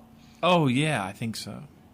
So it probably got touched on there, but they just guys who had really good chemistry. I mean, of course, here again, Vader can't really talk about Cactus Jack and WCW without mentioning Vader. Of course, I don't think those matches were promoted the way they really should have been. It's sort of the story of mid-90s WCW, though. But yeah, I'm not really talking myself into giving WCW the nod here. Our cutoff, again, is when WCW was purchased. So by that point, Mick Foley was retired. But you have his whole, retirement run where he returns as Cactus Jack in 2000, which some of my very favorite WWF matches that he has with Triple H, I'll go ahead and say. Even the year before that with Rock, of course, and everything with Undertaker. He was the guy that got so many WWF stars into positions to be like main eventers. Yeah, and really. That doesn't get talked about a lot. Yeah, because basically everybody got over because of him. Yeah. I mean, talk about how generous he was as a worker. I mean, The Rock certainly became the superstar that he really is today after that series of Foley matches where it was just like 4 or 5 consecutive pay-per-views of them colliding in some form or another.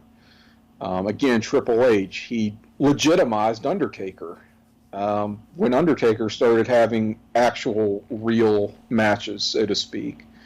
Yeah, when he wasn't dead and just playing a zombie and was actually bumping and stuff.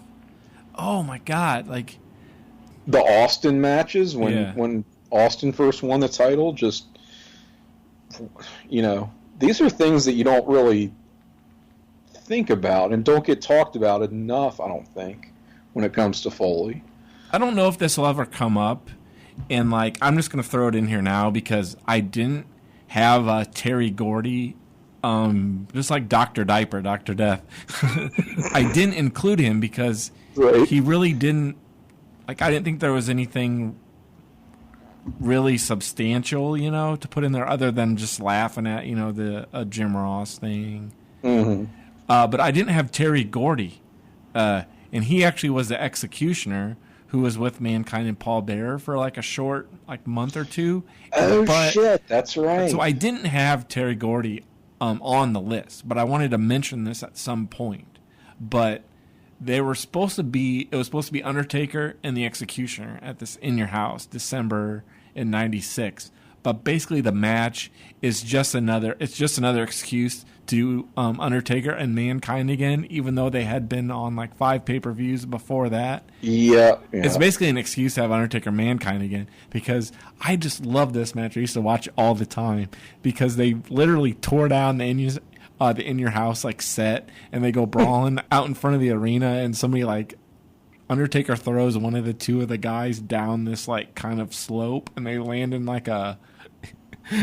in a fountain, and then they're coming back. I think it might have been the executioner, because he comes back and his boot is like, I think he might take his boot off and it's just water just dumps out of the boot. But then, yeah, you don't see anything happen for a while, and then all of a sudden, boom, mankind comes flying through that fake picture window of the house, and the set's like swinging. It's like, oh my God. Like, you talk about crazy brawls. Yeah, they tore that house down. Yeah, it's WWF, hands down. I mean, I can't, in good conscience, even try. Not that he didn't have good stuff in WCW. It's just, it's so far and away so much better in WWF. So, not a complete squash, but still somewhat one-sided here, this victory. So, all right. Anything else on Foley, or should we continue? No, like I basically said, it's like,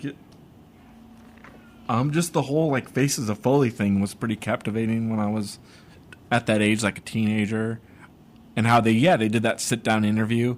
It's like, it really kind of sold me on him then, because before then he was just a bad guy and he was feuding with the Undertaker, and I kind of was just like, I didn't really go one way or the other on him. But then in '97, they did that sit down interview, and they kind of talked about him when he was a kid in his childhood. Let me ask you a couple of questions. What is it about pain that I love? You see, I feel just like every other person. You see that? It hurts.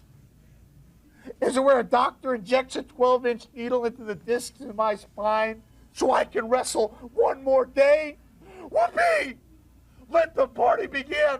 And then, like, Steve Austin needed a partner, and he kept coming out every week, like, pick me, Steve. And he just beat the crap out of him. And then it was like, man, it the really... Summer of Love. Yeah, yes. like, it really won me over. Like, yeah, very layered character. Yeah. Characters, if you will. There's another point with the WWF.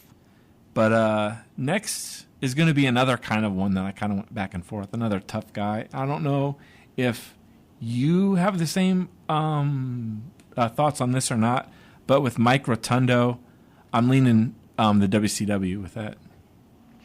Okay, so... But you can make a strong case either way, I mean... You kind of can. It just sort of...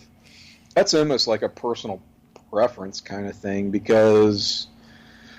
Okay, his WWF early, like, 80s, like 84, he's, the U.S. Express or whatever? Yeah. And he was tag team champions going into WrestleMania 1, too. That is true. Which, if you care about belts, maybe you look at. But not a lot of great shakes in terms of matches for the U.S. Express, I wouldn't say. I mean, you get the Varsity Club with WCW, who, again... Go ahead. I was just going to say, like... maybe I'm not as well versed on that early like tag team stuff from '84, but it seems like we've talked about this before, where it's like WWF has like someone, and then once they acquire someone else for like from another promotion, and they expand it out, they kind of made a previous person obsolete. And so I think to get kind of into some like deep cut talk that we've talked about off the air and texting, but I had said before, I think talking to you, how I was a D'Lo Brown fan, and then when they like expanded out and acquired new talent, he kind of became obsolete because they had guys that could do his stuff better. And now I've kind of had just a light bulb went off in my head, like they had the U.S. Express as their hot tag team. But then, like, after that, they got the Bulldogs, the Hart Foundation, the Rougeaus, and the Bees all came in 85, and it seemed like it kind of made those guys obsolete or something. Or maybe I'm not really as well-versed as I thought, but it kind of seems like they kind of pushed them out. I think you're more well-versed than I am. That's kind of my impression as well, but I have not been exposed to a lot of that period from WWF or WCW, NWA, quite frankly, so I don't think I really have an informed opinion on it, but I mean, yeah, I see what you're saying, and that kind of tracks in my head, too. I mean, I like the Varsity Club as a gimmick.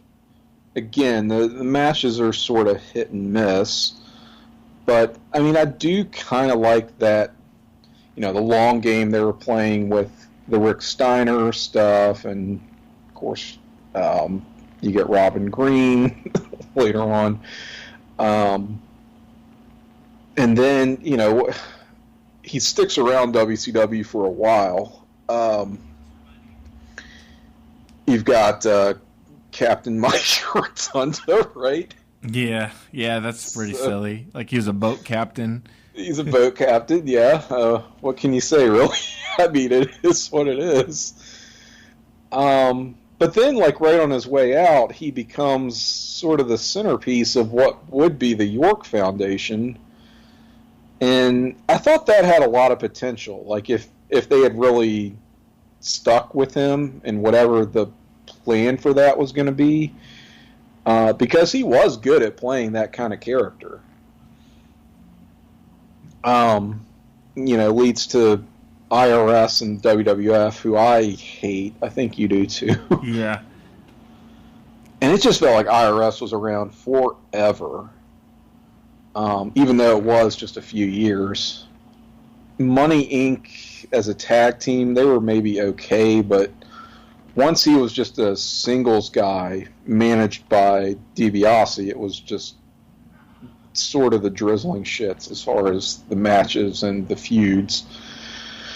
And again, just sort of almost a version of that York Foundation character, but taken in a different direction. And you just sort of wished you'd gotten to see more of where WCW was headed with that. Or how you even said, like, what's a tax guy doing with, like, hanging around this rich guy?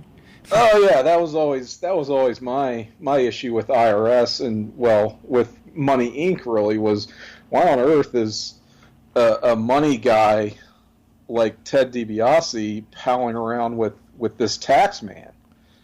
And I know that the sort of the argument, the response to that is going to be, well, he's a crooked tax man. He's cooking the books, blah blah blah. And I had always said, if anything, IRS was so scrupulous in his duties and was honest to a fault.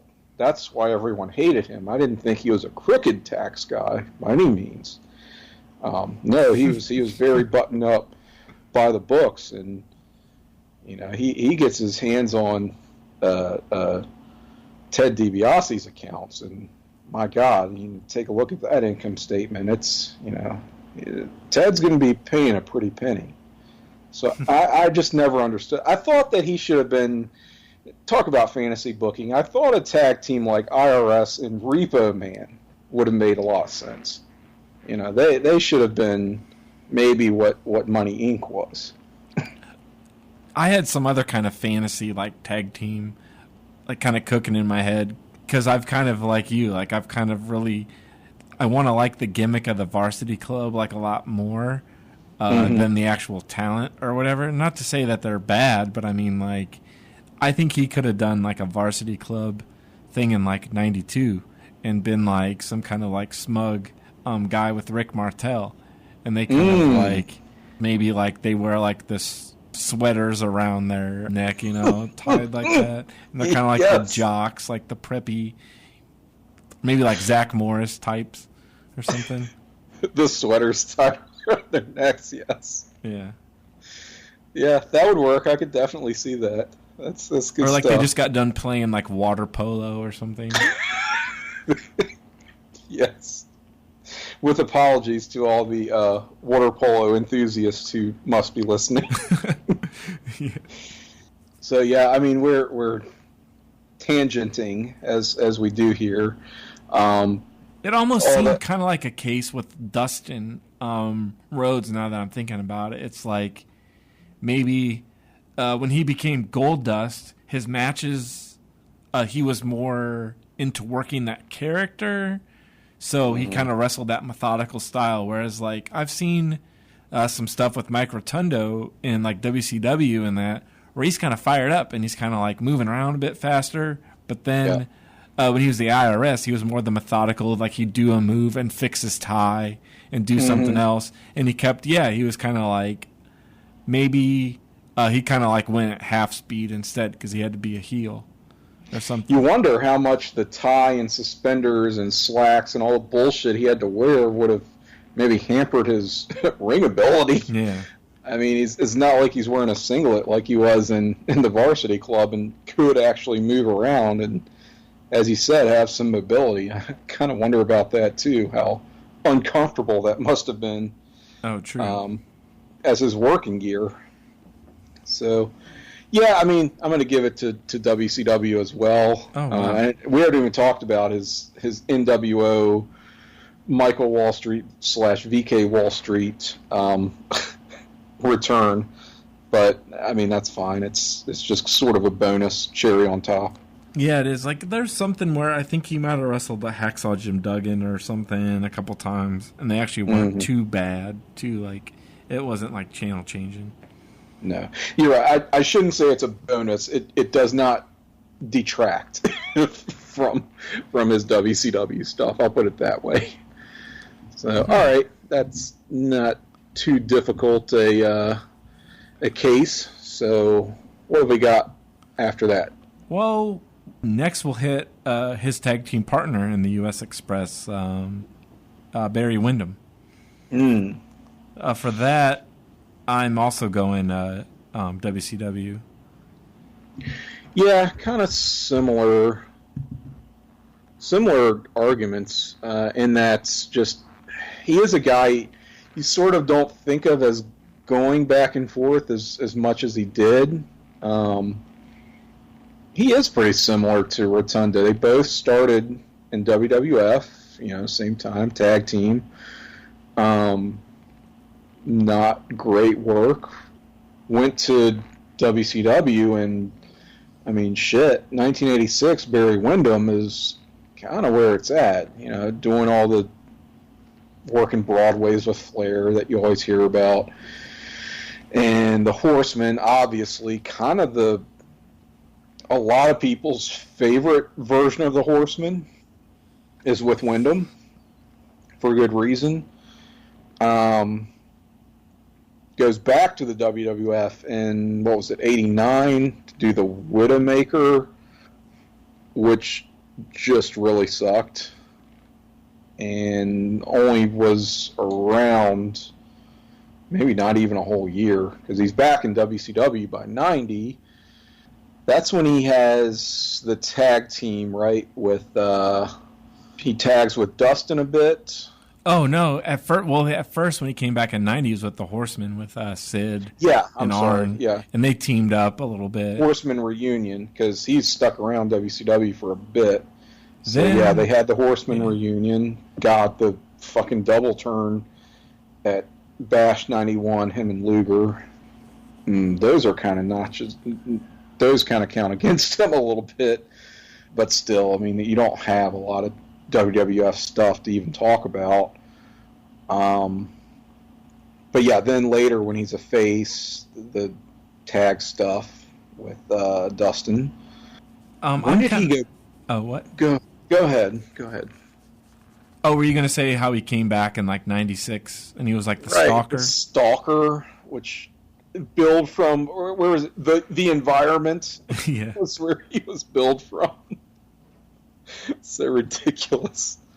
So it's like, he had WWF runs, but they always coincided with really shit gimmicks and him being sort of unmotivated. I don't think of Windham as being a guy who could Environment. Fake it? What's up? Oh, I was just laughing at from the environment. I know, right? I mean, from the stalker from the environment. And then they do the new Blackjacks with Bradshaw. I mean, good God. I think I liked them because I was at that age where I liked them because they had a cool like theme, and it was like that heavy guitar, and like Bradshaw used it solo.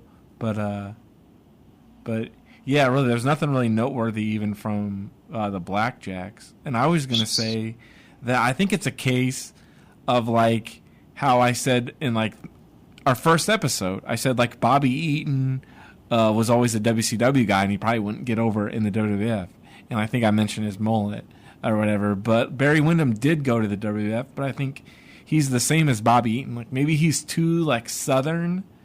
That's his thing. Is like he's like so into the Southern like style that like yeah, he's like you can't really do much with it unless you turn him into a cowboy or something. Yeah, it's sort of all that was. He was a little bit limited in that respect, where not a super versatile guy in terms of the different characters or gimmicks you could throw at him.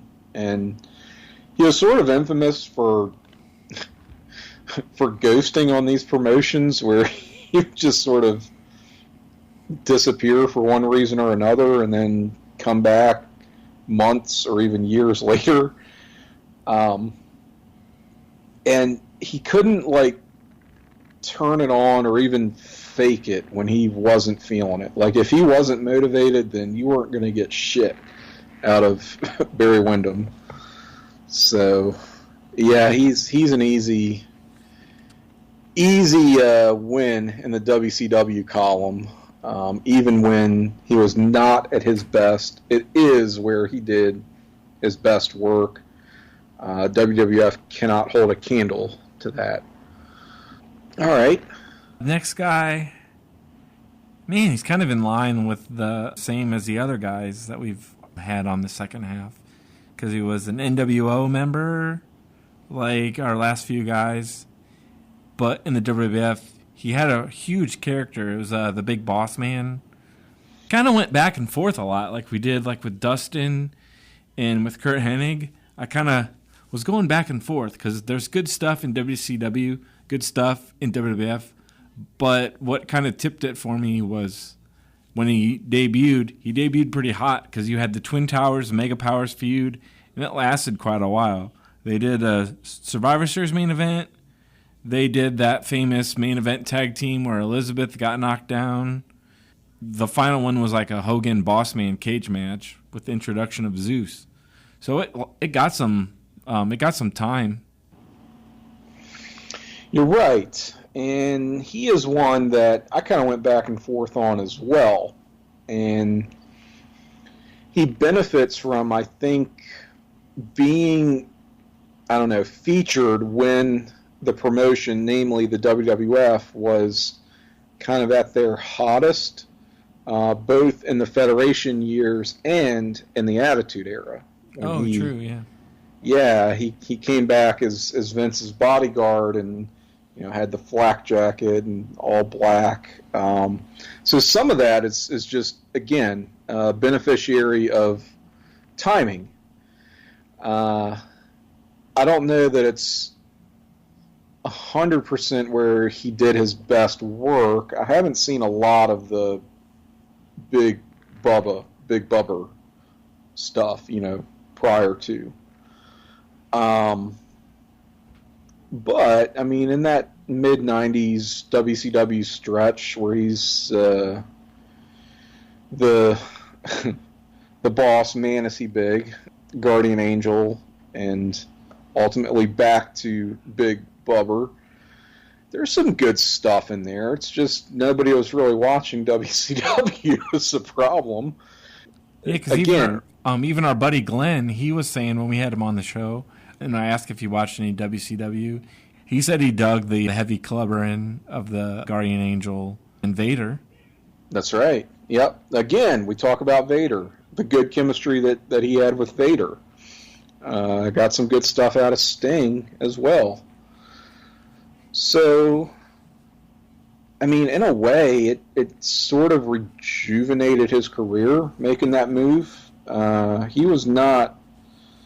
I mean, the end of his WWF stuff is not great. I mean, there's the Nails feud, which is kind of all-time bad. And then he's gone. Like, he works the 93 Rumble, right? Yeah, kind of puts Bam Bam over on his way out. And then that's kind of curtains for him.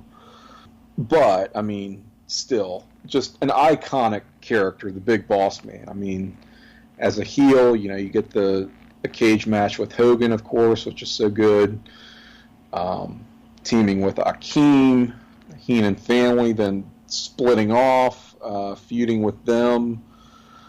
I mean, even the get into the Mountie in that match they have at SummerSlam, which, I mean, it's sort of... I don't know that it ages that well, but it's still kind of fun to look back on. You can be a little bit nostalgic for that. It's better comedy than you often got from the WWF. So, and like I said, the comeback that he has in '99 finds his niche in the hardcore division. Yeah, because I think he was actually the first hardcore champion too. I think it was Mankind, but he didn't. He was just handed the title. Right? Yeah, true. He handed it to him, I guess. Yeah, and then Boss Man beat him. So yeah. So I mean, he was like kind of the first real, so to speak, hardcore champion.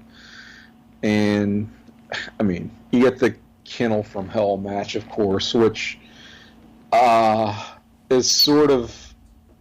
I mean, it's rough.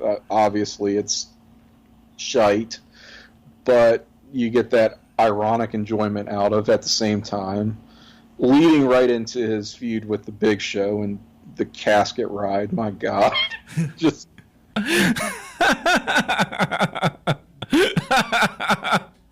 God, and I forgot about that. Driving around in the Blues Brothers mobile. So if you don't want to be 6 foot deep, laying beside your dear old daddy, you're listening to your mama.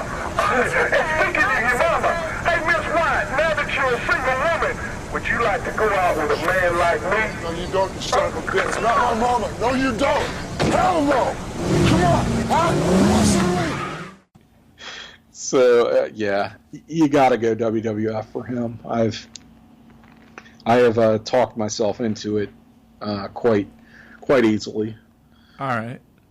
So with that, the WWF gets 6 for tonight, and WCW is ahead with 1.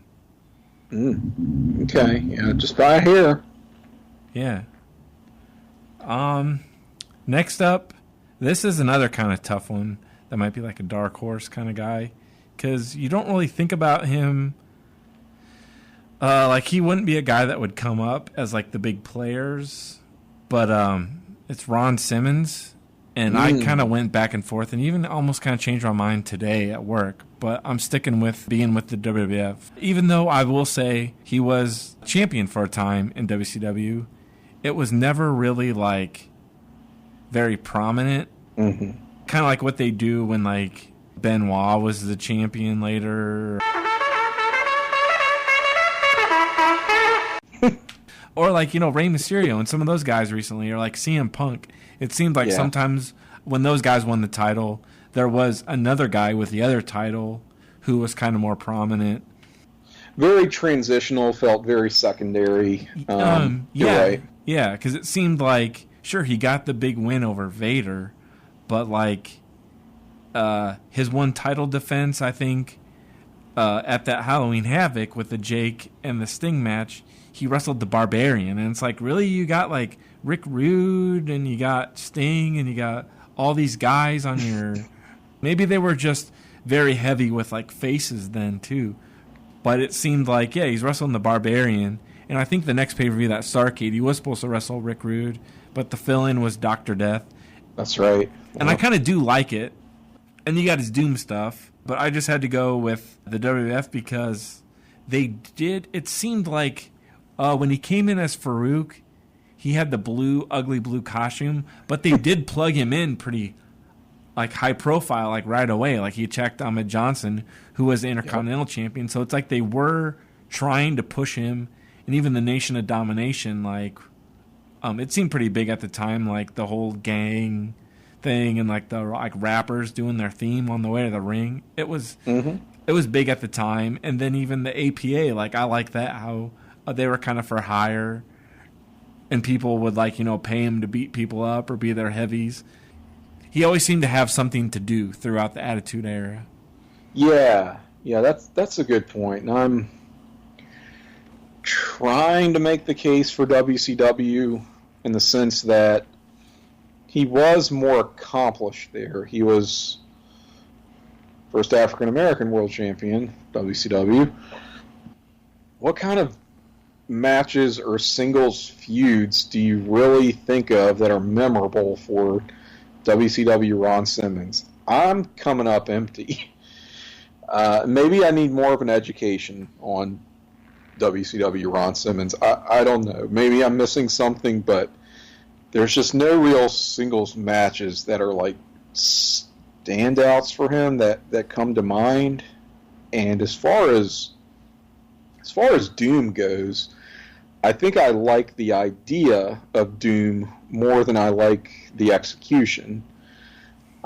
Just not a lot of good actual matches for them, but playing pretty cool characters, cool gimmick.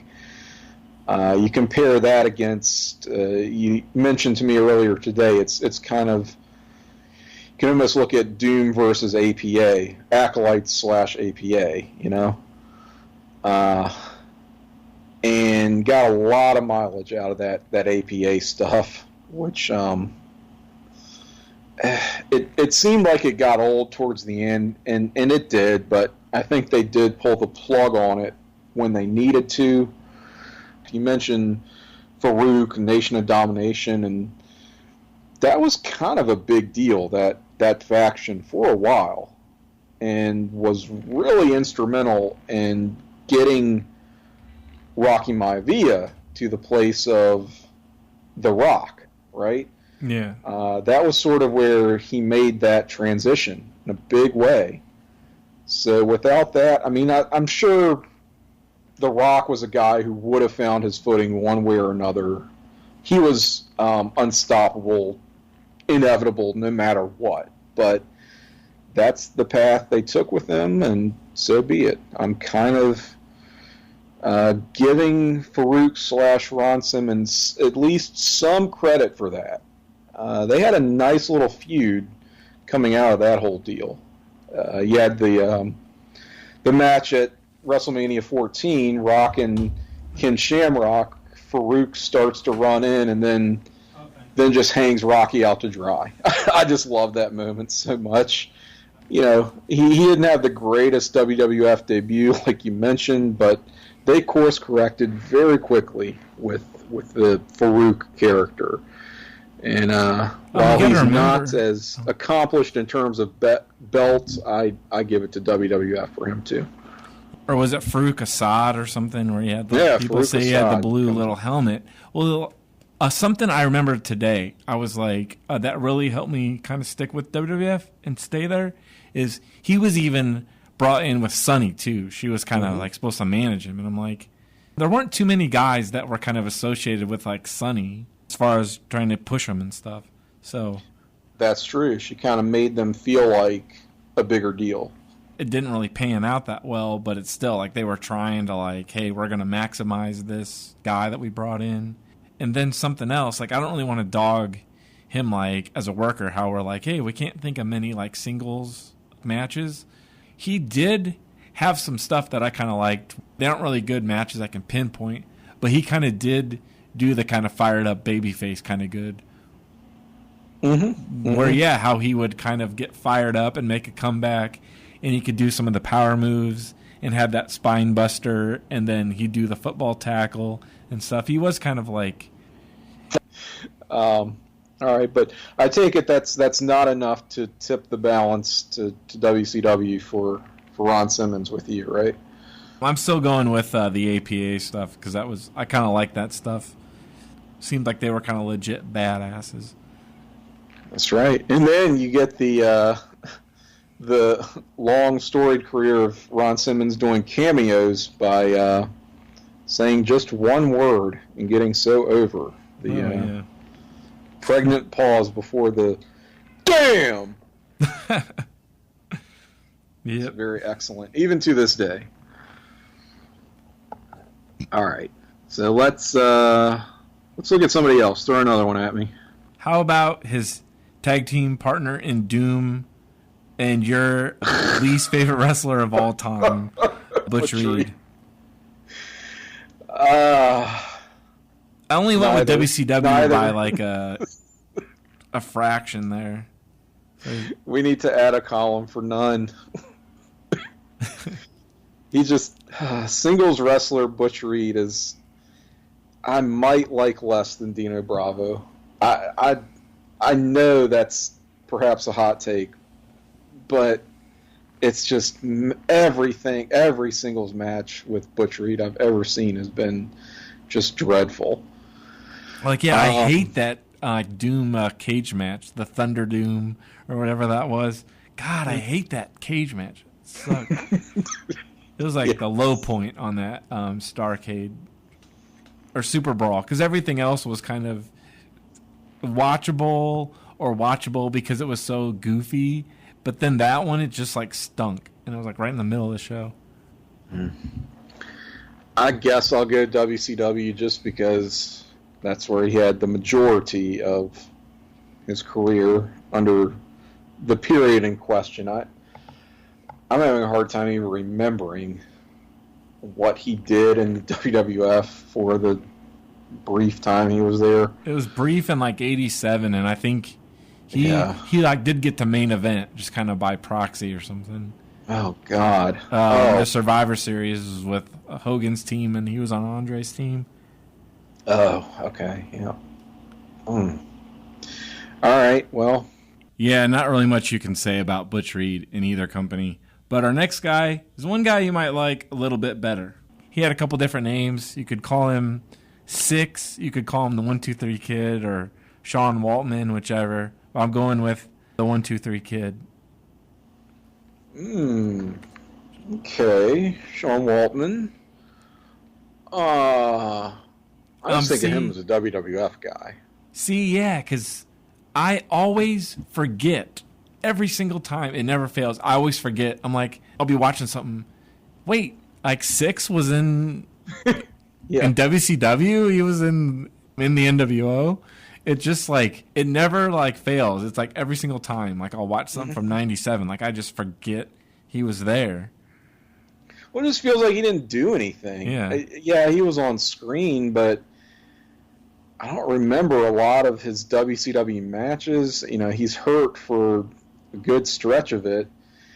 And like I think his shirt, the shirt with the pool ball, the green ball, I think that was on TV more than he was. Yeah, really. Yeah, you're not kidding. He holds the Cruiserweight title hostage for a good part of 97. I mean, he does have the Eddie Guerrero ladder match, which, I mean, even that's not that good, really. It seemed like they were sort of building to a program with him and Flair that never quite got off the ground due to various factors. Maybe there was some potential to that, but he just never really went anywhere, even though he felt like a sort of big-time member of the NWO. He was tight with Hall and Nash, of course, and he enhanced that whole perception that this was a WWF invading force, and it's like the former Click guys and all that stuff. And yeah, he gave him some cred, I suppose, but yeah, it just isn't enough to put him over the top.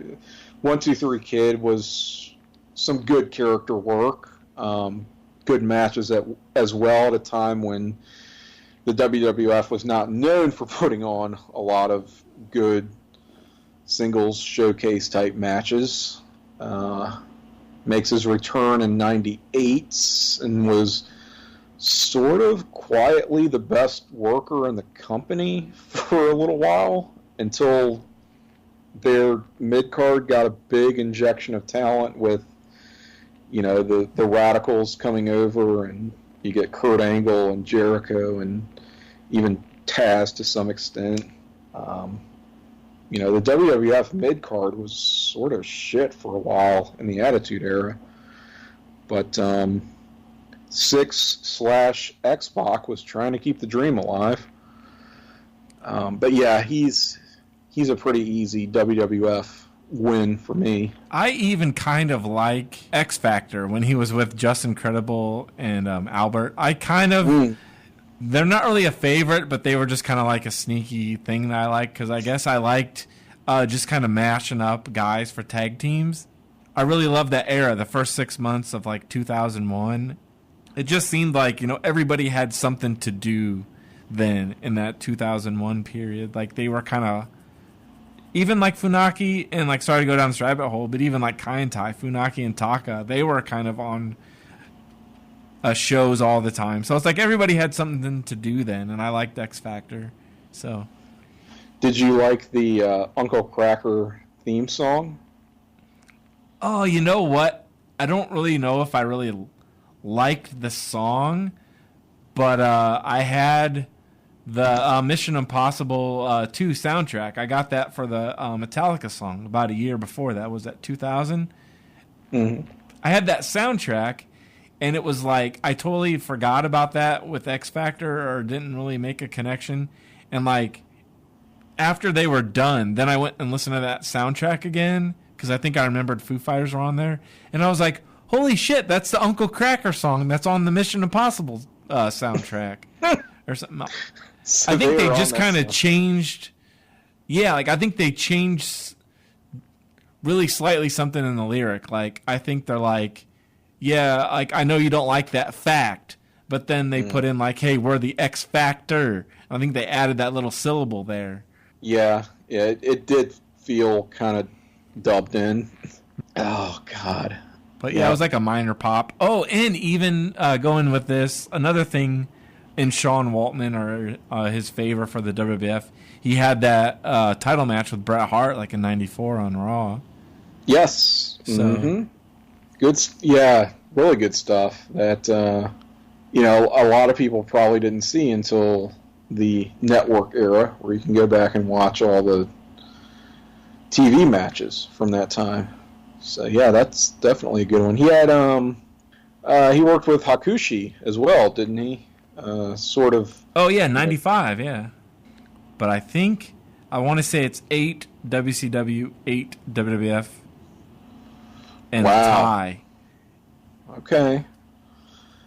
So I guess we're about to hopefully break that tie. Yeah. Unless we got another wash. So who have you got for me next? Next up is a guy that I'm clearly going to go with one company, but like I'm kind of digging him in the other company a little bit more as it goes on. Matt Bourne, famously Doink in the WWF, and maybe not as famous as Big Josh in WCW. Or Jeremiah Johnson, which I kind of made the connection. Like there's that GIF that's been going around, like I've been texting my friends back and forth. The bearded guy, and he's giving like the nod, and I'm like, who is that that's nodding? And then it's Jeremiah Johnson. Yeah, and like I was at my I was talking to my grandma, and her and my aunt just randomly started talking about Jeremiah Johnson, and I kind of was like, you know, that guy kind of looks like Robert Redford now that I think about it. And I kind of like, the wheels started turning in my head when I was at my grandma's house. I'm like, oh shit, I got to watch this movie now. And then I was kind of like, I think you had said to me, you're like, yeah, that used to be on TBS like all the time. And I'm like, well, maybe they just kind of wanted a Jeremiah Johnson character or something, like how they did like the Wizard of Oz. They had Oz. Maybe they're like, hey, we'll do a Jeremiah Johnson character. He's got bears. That's what it was, because You're right, I had not really realized that until probably, seeing that GIF over and over. That Big Josh really does kind of look like Jeremiah Johnson. And then he even had that wintry guy or something, the guy that was living in the mountains too. He was hunting grizz. I mean, you could plug in Kevin Sullivan. Hunting grizz, yes. Should train those bears to dance. Okay. This is a weird one where it's like comparing two just totally, completely different characters that happen to be played by the same guy. But we haven't disqualified anything on that basis, so I guess it's fair game. But yeah, I mean, Doink, original Doink is far better than Big Josh ever could have hoped to aspire. So yeah, I will give it to Doink in the WWF for Matt Bourne here. Yeah, so see, it's like you can't. Easy but fun one. It's like a total landslide because Doink, everybody loves that heel Doink character, which was Matt Bourne. But then I almost want to go Big Josh just because of Jeremiah Johnson, which isn't really like anything to do with him. Maybe it's just let's try not to get too cute here. Me making that connection. Although, like, if it was a WCW TBS kind of concoction, maybe or something like the Oz character, like there's some other things that it's kind of like jogged my memory of things that were WCW TBS things. Have you ever watched The Road Warrior? Yes. Not a faith, but I'll leave it at that. But yes, I used to. A lot of stuff was. I think I know where you're going, but go ahead. I saw most of that movie for a while, like in the '90s, like because it used to be on in the morning, and I think maybe after Nitro or something was on, or maybe Monster Vision. Like I'd fall asleep with my TV on with TBS, and I just always see like the big like car wreck or whatever, the car chase. And then the wreck or something. And finally, there was one night, this must have been like 10 years ago, I had nothing to do on a Saturday. And I'm like, I'm just going to stay home, have a frozen pizza. They did like a Mad Max marathon on AMC. So I hadn't ever seen the first Mad Max before, but I had seen parts of Road Warrior and the Thunderdome. And I was like, okay, like I kind of had an epiphany because I'm like, okay, WCW had the Thunderdome, which was in that movie kind of thing. And they called their cage match the Thunderdome. Then, if you're looking at that movie, there's a sign out in front of the Thunderdome that says Thunderdome, and it's in the exact same letters, like writing font of WCW Thunder. It's like that kind of, where it almost kind of has an arch in it, where it's like a big T, and the letters kind of slowly kind of curve into a little R. That is Thunder on the Thunderdome, and I'm like, holy shit. And then in that movie, The Road Warrior, the little guy is calling out Lord Humongous, and he's almost like his like little kite man or something, and he's like, he is the Ayatollah of rock and rolla, Lord Humongous. And I'm like, holy shit, they just like, that's Jericho's catchphrase, so he must have stole it from there. I think even there was like a Lord Humongous, like I think Sid might have been that wrestler in the 80s. Early Sid gimmick, yeah. Yeah, so I'm like, they like borrowed a lot from those movies for WCW. Oh yeah, yeah. Or even the Master Blaster too. They had characters like that, and it was like it wasn't a little guy with a big guy, which would have been better. But I think it wasn't. Kevin Nash was like Blaster, and the other guy was like Master or something. But it would have been better if it was Cheatham and Kevin Nash, Right. Not Al Green. Yeah. Oh God. Yeah, so many inspirations from the Road Warrior, from Mad Max, if you will. Yeah. Where would wrestling be without, or WCW anyway, be without them? Yeah, man, they use that Thunderdome a lot. Thunder Cage. Yeah. So now we're at 9. So WWF finally takes a little bit of the lead now with Doink. to 8 with WCW. Holes in the lead. All right. Who else have we got? We're kind of coming down to the wire here. Yeah. Next up, we kind of decided to do these guys as a tag team. Because I kind of mentioned to you, we don't really talk about our picks in advance. But I kind of ran this by you as should we do these guys as a package deal.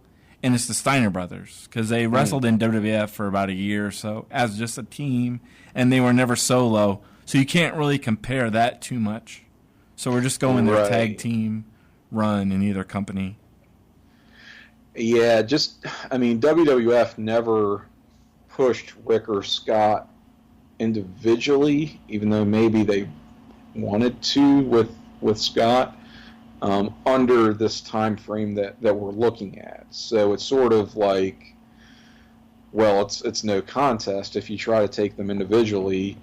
I still think WCW gets the edge either way. I do like that WWF stuff where they're just kind of squashing guys on, those early Raws and real quick TV matches and squashing and killing guys at that. I mean, holy crap. The match at SummerSlam 93. Oh, I love that one with the Heavenly Bodies. Oh my god, the Heavenly Bodies. That tag team match is awesome. Yeah, that really is solid stuff. So it's not like their WWF run is bad at all. It's just too short, like a lot of these things. And I think the tag team ranks were really thin. That is true. That division was not great during that time period. But they did fit in well, I felt like. I wish they had better talent to work with, is all. Oh, well, there was that one match that I saw in a Coliseum video, and I think it was on one of the Bret Hart sets, or it got some kind of bump into the DVD release or whatever. But the Steiner brothers against Bret and Owen. Have you ever seen that one? I have, one time. And yeah, it was one of those rarities on. It's like a hidden gem. Yeah. Ooh, it's a rare Bret and Owen tag match. So didn't get a whole lot from them. There's there's one thing with the Steiners and the WWF that it's not really them in a match kind of really thing, like a tag team match like that. But I always remember this one from the Survivor Series. They were teaming up with Undertaker and Luger, and then the other team was the Foreign Fanatics, and you had Jacques, Yokozuna, Ludwig Borga, and then because Pierre got hit with Luger's forearm, they replaced him with a Crush. And so what I'm getting at is there was one part in that match that I always remember, because Savage and Crush were feuding, and I think Crush was beating up on one of the Steiner brothers. It might have been Scott, but he's got him up in the military press, the Gorilla Slam thing, and Crush sees Savage running down, the rampway or the runway, and Crush just drops the Steiner brother, and he just falls flat onto the concrete. Ooh. He just throws him outside and then runs out and they start brawling. It was just ooh. Ooh, that sounds sick, yeah. Yeah. But fun. yeah, true. We mentioned the match with the Nasties in WCW, and is it 90 or 91? I think. Halloween Havoc 90, because I think that's when our friend Jordan's his first pay-per-view. I always get those early Havocs kind of run together for me. It was not uncensored 91. No, it was not uncensored 1991. That's right. Great show. And then they sort of become those WCW stalwarts when the NWO heats up. And, they go back and forth with the Outsiders so much, but good storytelling in that, I felt like. So it's just not really a contest for me when it comes to Steiners. As we think of Sean Waltman as a WWF guy. I think of Steiner's as WCW guys. Yeah. Yeah, same here. Like, I do like the WWF like stuff, but it almost seems like the case of like a Vader or something. It seemed like they just kind of gave up on him or something. And like I remember, like they just suddenly dropped the tag belts to the Quebecers. Yeah, exactly. All right, well, I think so WCW has tied it up now, right? Yeah, so it's back to 9-9. We're at a dead heat. This is surprising to me. You said we were going to cut it off at like another 20, so... All right, so do we have one more? I feel like we're both going to lean the same way on this guy, but Davey Boy Smith, he's last up, number 20 for tonight. I'm going with the WWF for that one. Yeah, you kind of have to. His two WCW runs, the 93, look, they tried. But just 93 is such a year for WCW that kind of looks like they have the talent and should be able to put them together in good combinations. Reminds me of 95 WWF in some respects, where you ought to be able to get good matches out of the guys you have on your roster, and it just, so much of that stuff doesn't click for some reason. And that's when Davey Boy was there for the first time. Do we need to talk about Vader again with with some of his stuff, because he takes up so much of what Davey Boy Smith was doing in WCW? See, I like that year. Like, I don't know. I don't know how much of it you've actually seen from 93. I kind of have a soft spot for it, even though I like it gets shat on. He wrestled Vader a couple times, and I really like the one yet again from the Clash of the Champions. He wrestled Regal for the TV title. He did. He was always kind of like doing one of those power spots, but like I think Regal had like some kind of stretch on him, and Bulldog does that thing where he lifts him up with just one arm and powers out of it. And I think he does a cartwheel or something in the match. So it was kind of like Bulldog was kind of like fired up. Yeah, and of course you get the rather infamous beach blast, which I will just say is a stay tuned. I'm trying not to say too much about that. Yeah, more will be said about that on a later date. And that was, it was really just that one year that he was in WCW, then in 98, after the whole Hart Foundation screw job thing goes down, and he's just so shot by then, even before the big back injury. Yeah, like didn't he step on one of those trap doors? He got slammed on the trap door. Oh. Actually, I think so. The trap door had like a handle that protruded like up from the mat, which sounds like a terrible design. So it was something like that, but apparently it happened at that Fall Brawl 98. He got suplexed or slammed on it or something and hit it totally the wrong way, messed his back. He still worked a little bit, a couple of shows after that, but eventually that put him on the shelf. But, even before that injury, his knees were in rough shape, and he looked real bad. So, you can't really talk about his 98 WCW stuff without getting depressed, really. Look at WWF, on the other hand, and just great work with guys like Brett. And I sort of dig the Shawn matches in 96 a little bit. He wrestled Shawn Michaels quite a bit throughout the 90s. It seemed like every time he was around. Mm-hmm. Yeah, he dropped the IC title to him, didn't he? Yeah, and then the European title, in 97. Yep. The whole, that was kind of nuts. There was even one, I think they might have wrestled on like a Raw, like in 95 or something. I don't really remember it, but I remember it popping up on a Shawn Michaels set. Yeah. I think it might have been one of Sid's first appearances as a bodyguard, I think. Okay.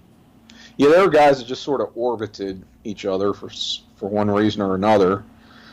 I mean, he's instrumental as well in the whole Hart Foundation stable and USA versus Canada feud. So that's like that is one show, an early, like, sorry to go off on this tangent now, but like we don't talk about WWF a whole lot, so it's not going to come up. So I'm kind of like, yeah, got to get it in now. Yeah, right? Getting it in there. But the show where the Hart brothers, Brett and Owen and Bulldog and all those, they like reunited and hugged in the ring. That happened in Peoria.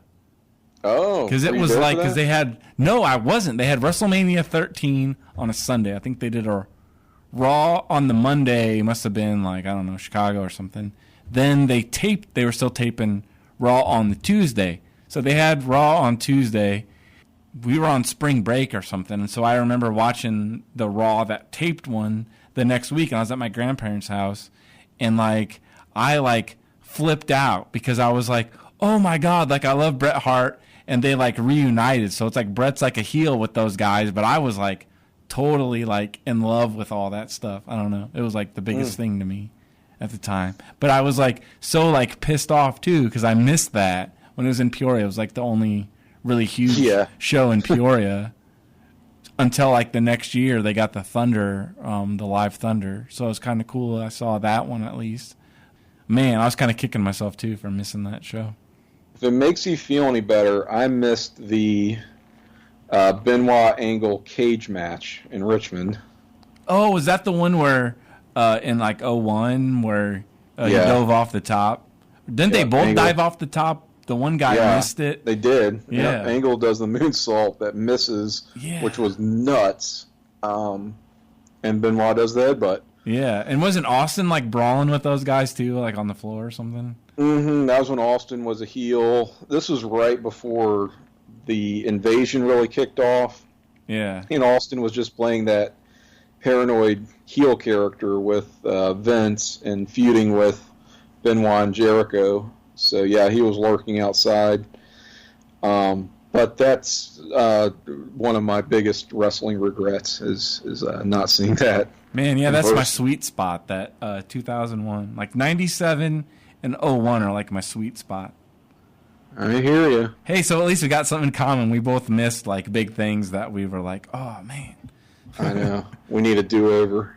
Yeah. I think that's it for this installment. Well, of Who Booked Them Better? Yeah. So we got our totals for tonight, but then I did a little calculating, and even though WWF wins round 2 overall, they're still behind in our overall score if we're doing a scoring thing. I'm just kind of going anyways. Yes, let's do that. Here, I'll go from this. We've had 3 ties so far.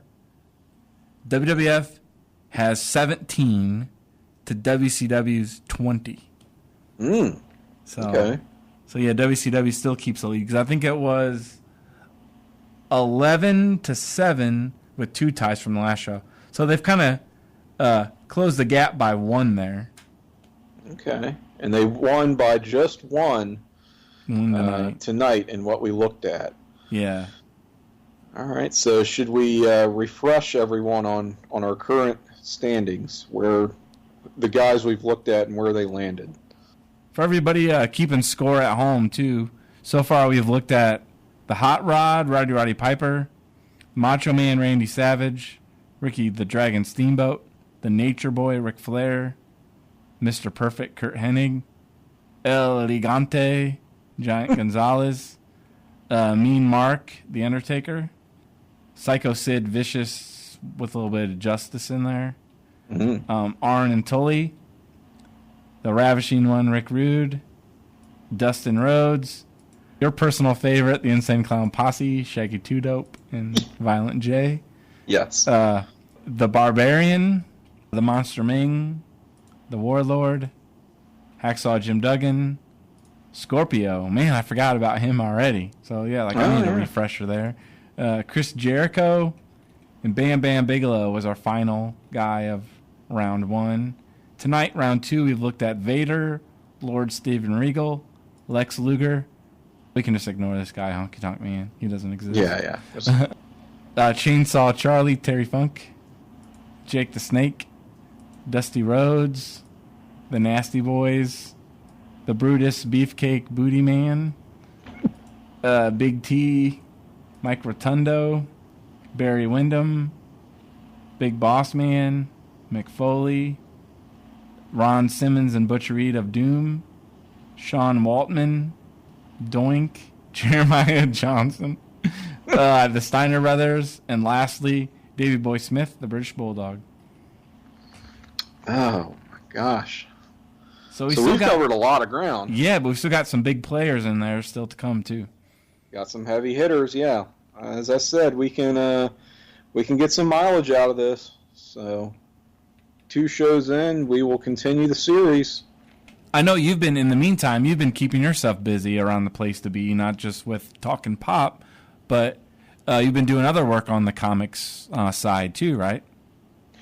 That is true. So on Place to Be Nation Pop, our sister feed, I do have Talkin' Pop with Jenny Smith, the aforementioned Jenny Smith. So check that out. Monthly gig on the Pop feed. On the comics front, also on Pop, there is the Marvel Age podcast with myself and Nick Duke and Russell Sellers and the manager Todd Weber, where we're going year by year through the Marvel chronology. So we started with 1961/62, kind of took those in one episode. We have since done 63 and 64. By the time you hear this, we will have dropped 65, maybe even 66 if we're really on the ball. We'll see. So stay tuned for that. That also has a companion podcast called Marvel Age Masterclass, hosted by Ben Morse. He's the former editorial director of digital media for Marvel. So he takes one of the hosts in rotating fashion from Marvel Age to talk about the most recent episode. So check that out as well. All of this on Place to Be Nation Pop. Good stuff. Yeah, I've noticed that the comic stuff like that is really taken off. What do you attribute that to? I kind of credit that to Marvel Age, which I'll just say was Nick Duke's idea. So it's one of those things that, I've always been passionate about Marvel Comics, and I think it's sort of like an unmet need in the Place to Be Nation podcast space, where we haven't really done anything that was like a dedicated Marvel Comics show, right? Where we've definitely talked the Marvel Cinematic Universe, talked about favorite runs, favorite stories, creators from Marvel Comics, but never done a dedicated show in this fashion. And I guess there was a kind of a large audience out there for it that were clamoring for this kind of thing. I mean, certainly I've been clamoring to talk about it, so we've been having a lot of fun with that, and thought it would be more of a kind of monthly thing, and it's been more almost bi-weekly. We've been trying to crank those out, so just trying to do as many episodes as we can. I mean, at some point we're going to inevitably have to slow down and pump the brakes, I feel like, but we're going to keep it going at this pace for as long as possible. We've got a long road ahead of us.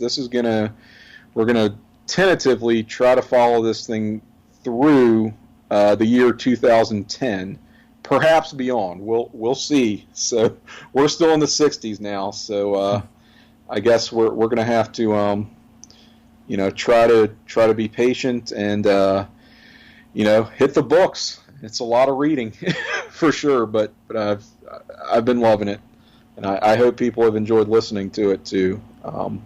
Just because it's, again, something I've wanted to do for a long time. Oh yeah, because I noticed it's really been blowing up. Like, because you got Brad and like Chad, and even like I've seen Justin like commenting on all the posts. And this is true. Yeah, we've pretty got cool. like wrestling people interested in comics now, and I don't know what that is or why all at once. Like, maybe it's being able to get in on the ground floor. I kind of want to talk to them more about it, since a lot of those guys are kind of reading along with us. And the good thing is that, sort of similar to WWE Network, you have Marvel Unlimited, the digital subscription service that enables you to access a good deal of Marvel's publication library. I mean, there's some stuff they don't have out there, but so far, everything we've covered, you can access and read on Marvel Unlimited. So I guess let me get a plug-in for this service, which we are in no way affiliated with, but it's good stuff. It's kind of as close to Netflix for comics as you can get. So that's how we're doing it, and that's how folks seem to be following along. And I think that's kind of helped us too. Well, it's been fun chatting, getting back together with you tonight, Tim. So we've got to kind of close the book on part 2 of this WWF versus WCW topic. So thanks for listening and sticking with us through 15 episodes now. I think that's kind of crazy to think that we've kind of went that far. And so thank you. Here's to 15 more. Yeah, so thanks for listening, and thanks to you, Tim, for being my partner.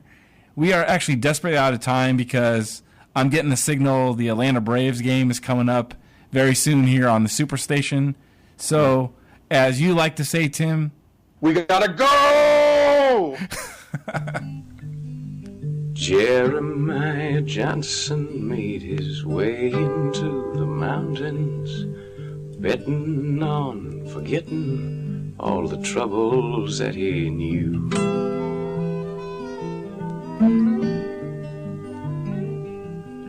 The trail was wide and narrow, the eagle or the sparrow showed the path he was to follow as it flew.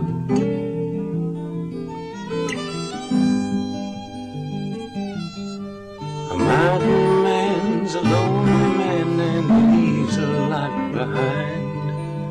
It ought to have been different, but you oftentimes will find that the story doesn't always go the way you had in mind. And Jeremiah's story was that kind. Jeremiah's story was that kind.